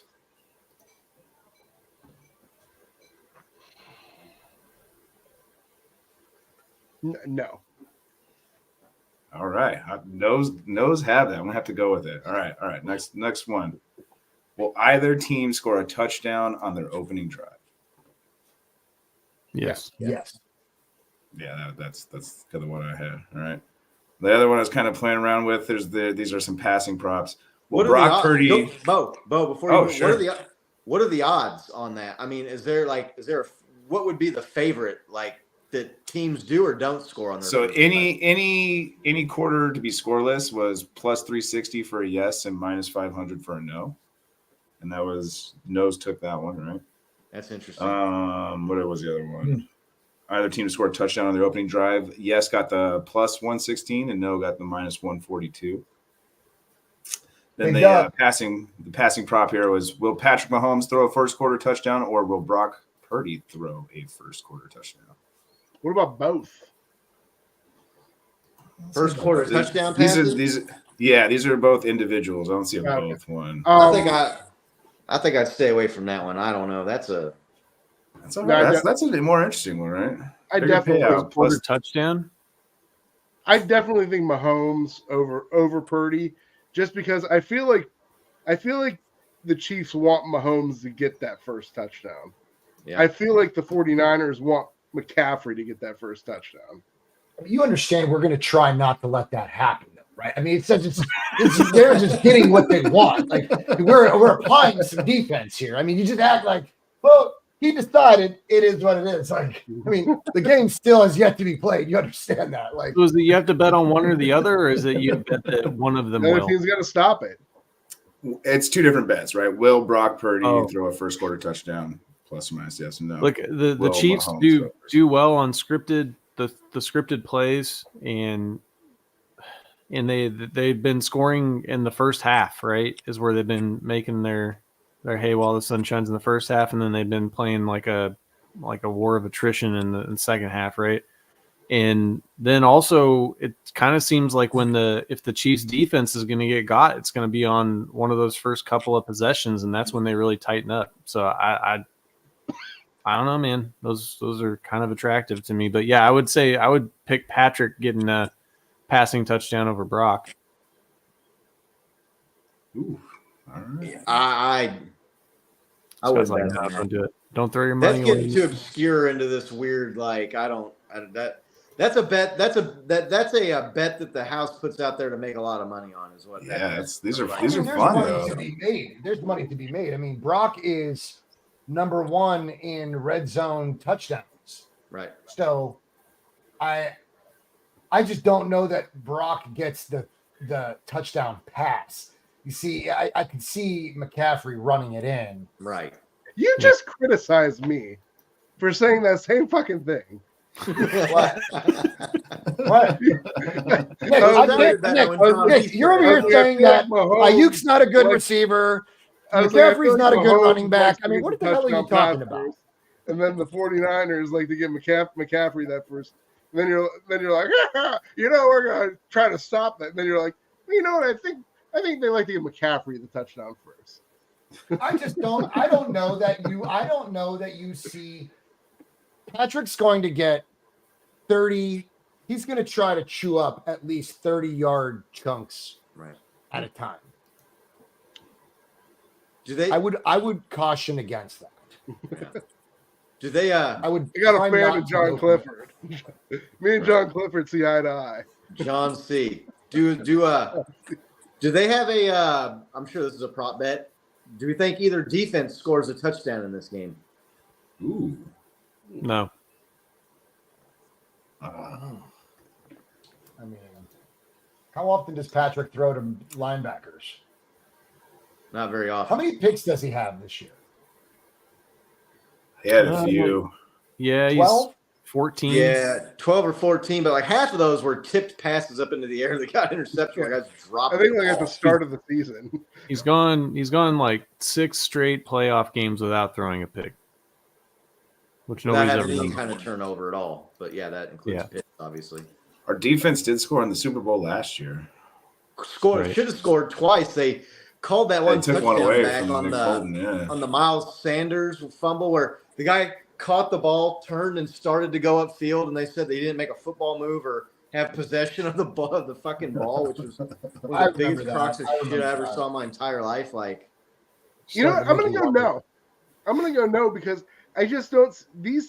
Both these teams don't really make those type of mistakes. yeah. Interesting. All right, last one here. Where is it? Number of plays on the first touchdown drive, regardless of team. The over/under is 8.5. People actually bet on that. I'm betting on it right now, dude. This is my FanDuel account. Look, this is now. my whole You're- paycheck, bro. You need to get help, man. If you're betting on how many plays is the This is how I pay touchdown rent, drive, Scott. man. Under. I mean, This is how I pay rent. dude. I take polls online. We both I given mean, both I teams I have might bet given on them if up. the defense is going to score a touchdown, or I might bet on like is but Patrick that's like Mahomes have more or less than 2 touchdown passes, but you bet 100 how many on that, plays you get is $10, the first right? You bet touchdown 100 drive? on Bro, this, you that get is 20,000, right? You get it right. That's like a degenerate bet right there. All right, so that here's is- what's going to happen. The Niners are going to win the coin toss, and they're going to defer. The Chiefs are going to get the ball. Patrick Mahomes is going to go down, and on an 8-play drive, he's going to Right. get a passing touchdown in the first So you're quarter. taking the under 8.5 Yeah. plays on the first And it all lines touchdown up with drive. my other stuff that I said. I'm saying man. all set up. Parlay it. You guys heard it here first. I'm saying all set up like Nick said originally, but first play goes to Pacheco for a 3-yard gain, and then they do a play action pass to MVS for 70 yards. There you go. Oh, Do you, I'll take it. Let's I'll go. take that. You know what that bet Rolling reminds me of? John. Did you ever watch that movie Vegas Vacation where they run out of money and so Cousin Eddie takes them to the seedy ass gambling places, the casinos, and they're betting on guess the number. Oh, and all you this other just shit. missed it. You want to try again? That's what I was thinking of when you just read Oh. that prop bet. I was thinking that sounds like we're there in the unlicensed casinos in Vegas Vacation. The dealers they're betting on laughing paper, at rock, him. Scissors. Get some 1-800 bets off, Bo. There's Who Hey, does Bo, do you have any? Charlie. Bo, Who I does see Taylor John Swift C's hunt question first here. Do they have any after prop a bets on touchdown? Taylor Swift? Who does Taylor Swift hunt Oh, first you know after what? a touchdown? Brittany Mahomes or Blake Lively? No, I don't know. Over under on how many times Taylor Swift gets shown during the broadcast. I guarantee you can bet on that. No, I don't. I mean, this is FanDuel. I don't see that.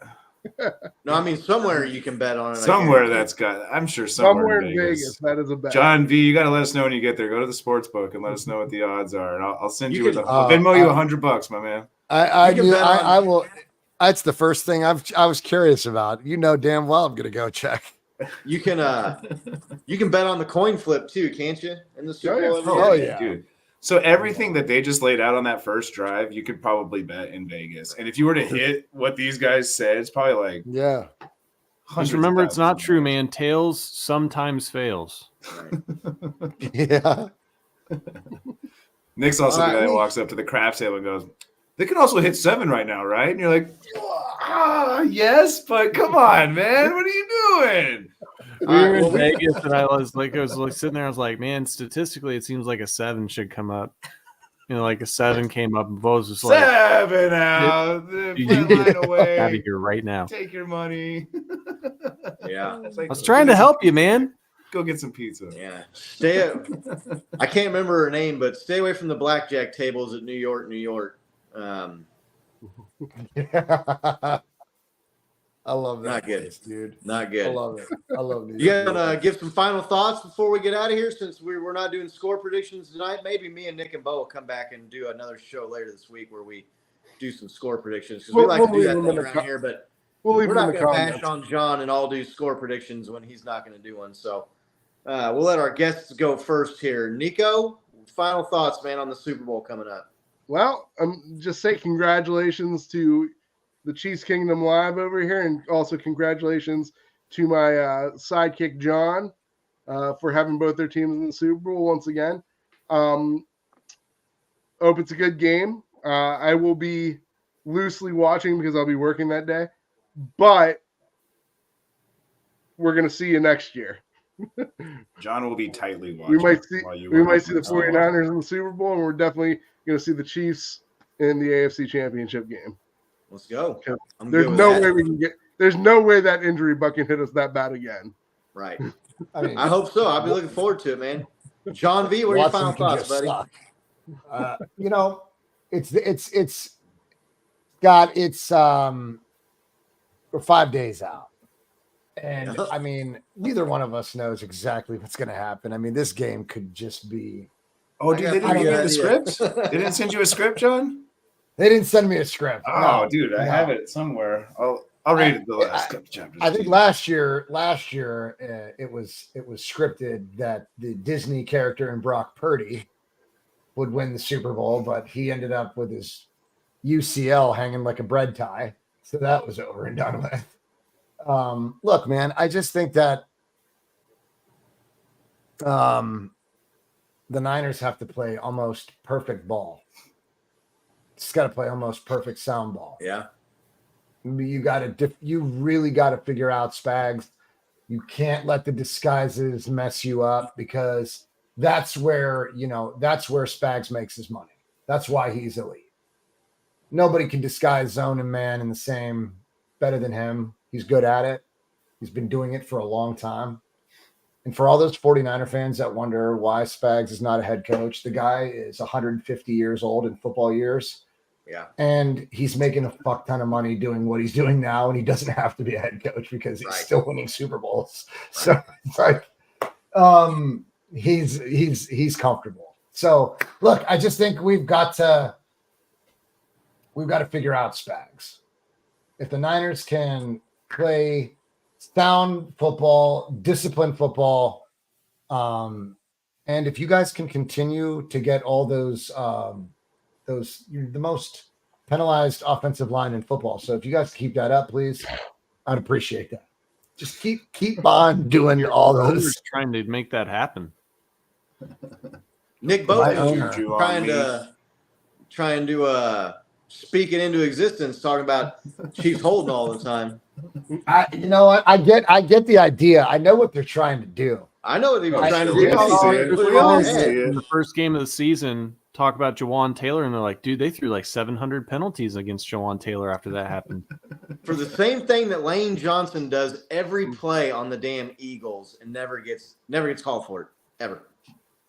Honestly, in my opinion, though, that shit, like, you just want to, look, I remember holding a grudge about holds that weren't called.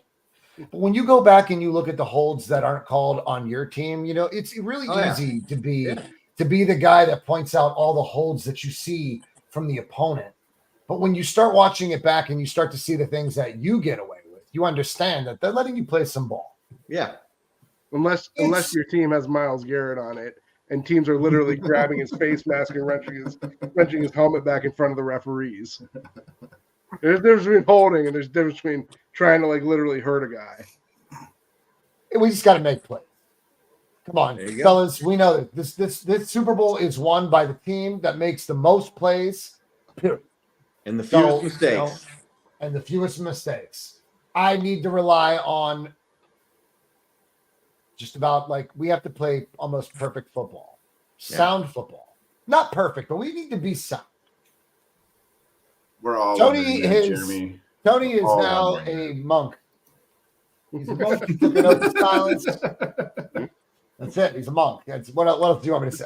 He's a monk. Yeah, they make you do that after your team loses to the Chiefs for the third time. And how? So someone brought Tony up real quick. How crushed was Tony after that Bills Chiefs game? I mean, I spent the last 5 minutes of that game on the phone with Tony. Oh no! And I can tell you that his emotions were everywhere. Was it like this guy right here?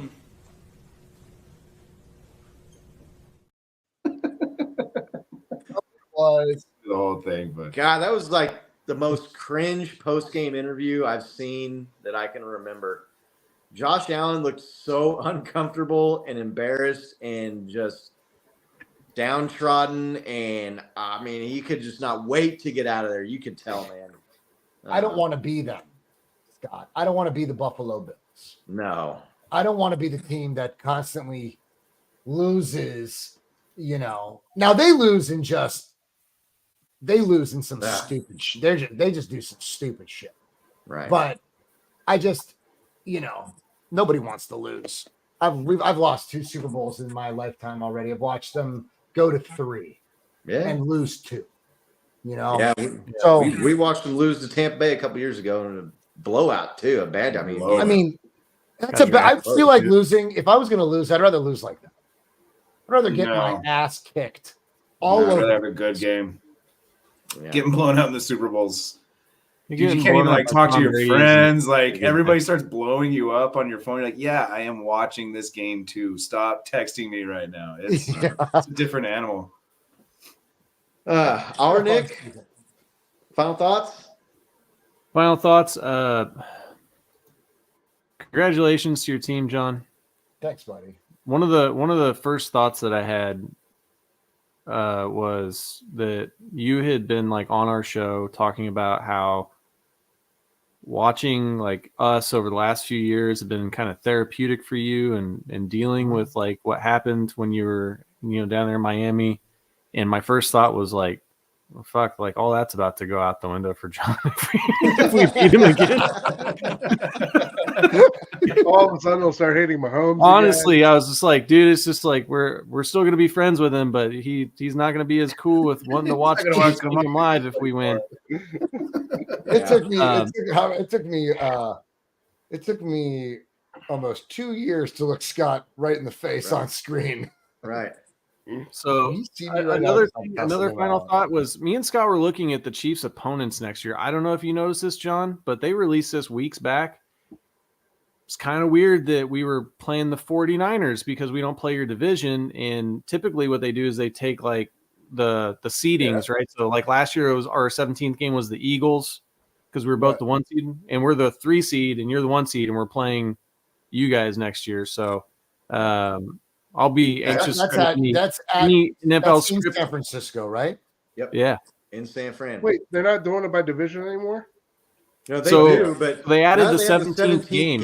You play an extra game against an NFC, and they had been lining it up where, like, if you were the 1, 2, 3, 4, 5, 6, 7, or wherever you finished in your conference, you matched up and played that team from the other conference. But they didn't do that this year for whatever reason.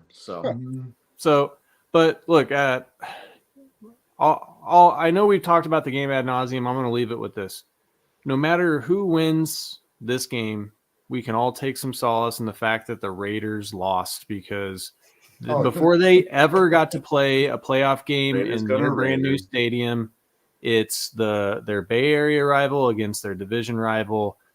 The Raiders fans walking around in Las Vegas are seeing that giant, multi-billion-dollar dome with a Chiefs helmet and a 49ers helmet on it. So we can all find some solace in the fact that, fuck the Raiders. We're having a Super Bowl. We're throwing a party in their city that they don't get to be part of. So, Bo, final thoughts. Gentlemen, it's been an awesome show. Thank you guys for coming on Chiefs Kingdom Live. We really appreciate having you all. It's been too much fun. Everybody in the chat, you guys have been too awesome. John C., the tickets did not drop enough for me to buy Super Bowl tickets this year, although I have had 4 beers and I'm probably drunk enough to buy them, but it's not going to happen this year. But since I am still in a betting mood, John V., what's up with these hot wings, my man? Double or nothing? Yeah, Nick's got the new sauce. He's got the Apollo I don't give a shit who wins. So. No, not you, Nick. I get it. I get you, Nick. You don't have to take this. This is strictly for John V. Double or nothing. I got the Pepper X, man. I got the Pepper X sauce. The new. I'll do it. I'm out. I'll do it. John's in. I'm in. I mean, somebody's got to do it. I mean, these things are good. I mean, have you ever watched that like podcast where they eat wings and interview people? Yeah. There's one called The Bomb that everyone seems to lose it over. Right. All right. I'll do. So I have the Pepper X. I've already tried it, but the bomb is the one that like lights everybody up. If we lose, I'll get a bottle of the bomb. Beyond Insanity, and Nick's crazy. He already has the Pepper X already. So, all right. Well, that's good to know. Bet it, sir. Double or nothing. Nick will see the label and pass out. Right. Yeah. It keeps getting worse. Other than that, just hoping for a great game. Like I said earlier, I mean, no animosity towards these guys whatsoever. Just looking for, man. I want to see, like I said, I'd rather see a really closely matched game versus a blowout on either end. Just hoping for 2 teams to go out there and give it their all, man. So good luck, sir, and handshake. I appreciate it, man. I appreciate it, bro. I mean, listen, I wanted this. Scott and I have wanted this for a long time. I mean, I want my get back. I want my get back. Scott loves to harass me. It is what it is. It's been fun, man. I love you guys. Win, lose. I don't care. That doesn't change shit for me. I'll be pissed.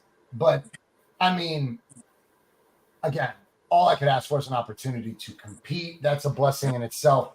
when you can be one of the two teams at the end of it all, competing for the best trophy, right? This chat, you guys are awesome. I love you guys. I've been rocking with you guys for a minute. It's all fun.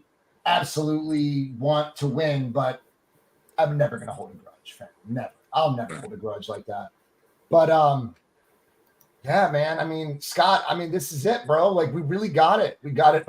When we get it quicker than we thought. Like, we've been waiting on you for 3 damn years. I don't know what took you guys. So I mean, we tried last year, but if you go to the Super Bowl, just waiting. You're like, oh, I know. The invitation's been out every year. We send the invites. You guys never come. I mean, we had to play the Buccaneers and the Eagles while we were waiting on you to make it back, but you finally made it back. My final thoughts are it's a lot of fun, and I was just thinking back to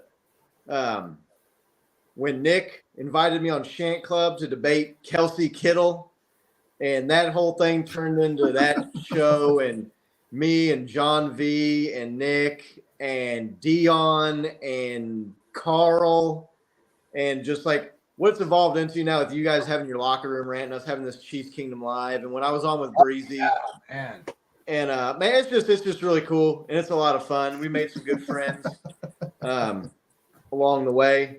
Chiefs play at the Browns next year, and I can guarantee you I will be at that game. So we're at that game. You give me a call. We'll meet up. I'll take you down to the hot dog shop, Warren Hot Dog Shop. Are you guys really coming to Cleveland? Yep. Chiefs at Browns next year. That might have that's a get-together game, man. That's a get-together. That's going to be December 18th during the next Arctic blast or whatever. Please do not be. Can't be any worse than the Dolphins game. I'm really hoping for that. And the Chiefs also play at the Panthers, and so I need to get out there and meet our man JT, which I didn't see him in the chat tonight. I don't know where our guy JT's at, but no, yeah, I've just been waiting for this rematch, and it's just been fun. I mean, getting to know you guys and becoming friends and doing these shows and stuff is something I never really thought I would be doing, but it's going good, man. And you guys, I know you haven't been able to do the show for a few weeks now here with Tony being kind of, got the family thing going on and work schedule and whatever. But I look forward to you guys getting back on the show on Tuesdays. Makes my week a lot more entertaining. I can't thank you enough for making the time to come on. We've got Chiefs 49ers Super Bowl this Sunday. Let's go! Super Bowl baby. I cannot believe this. Rematch, bro, in Las Vegas. And I'm jealous as hell that John V is going to freaking be there, and I'm not. But dude, I mean, listen, when my wife decided we're going to do this, she found great tickets through Spirit, they actually got a really good deal. God willing, it gets there. And then we just got great price on rooms, man. We really, really, really got a killer deal. They're out there. I know it sounds almost impossible, but they are, man. Yeah, Lainey. I mean, that's so funny that she knows that story, man. That's a story. That's a story there. Man, she was an avid Shank Club viewer. And locker room around. She's been around since the beginning.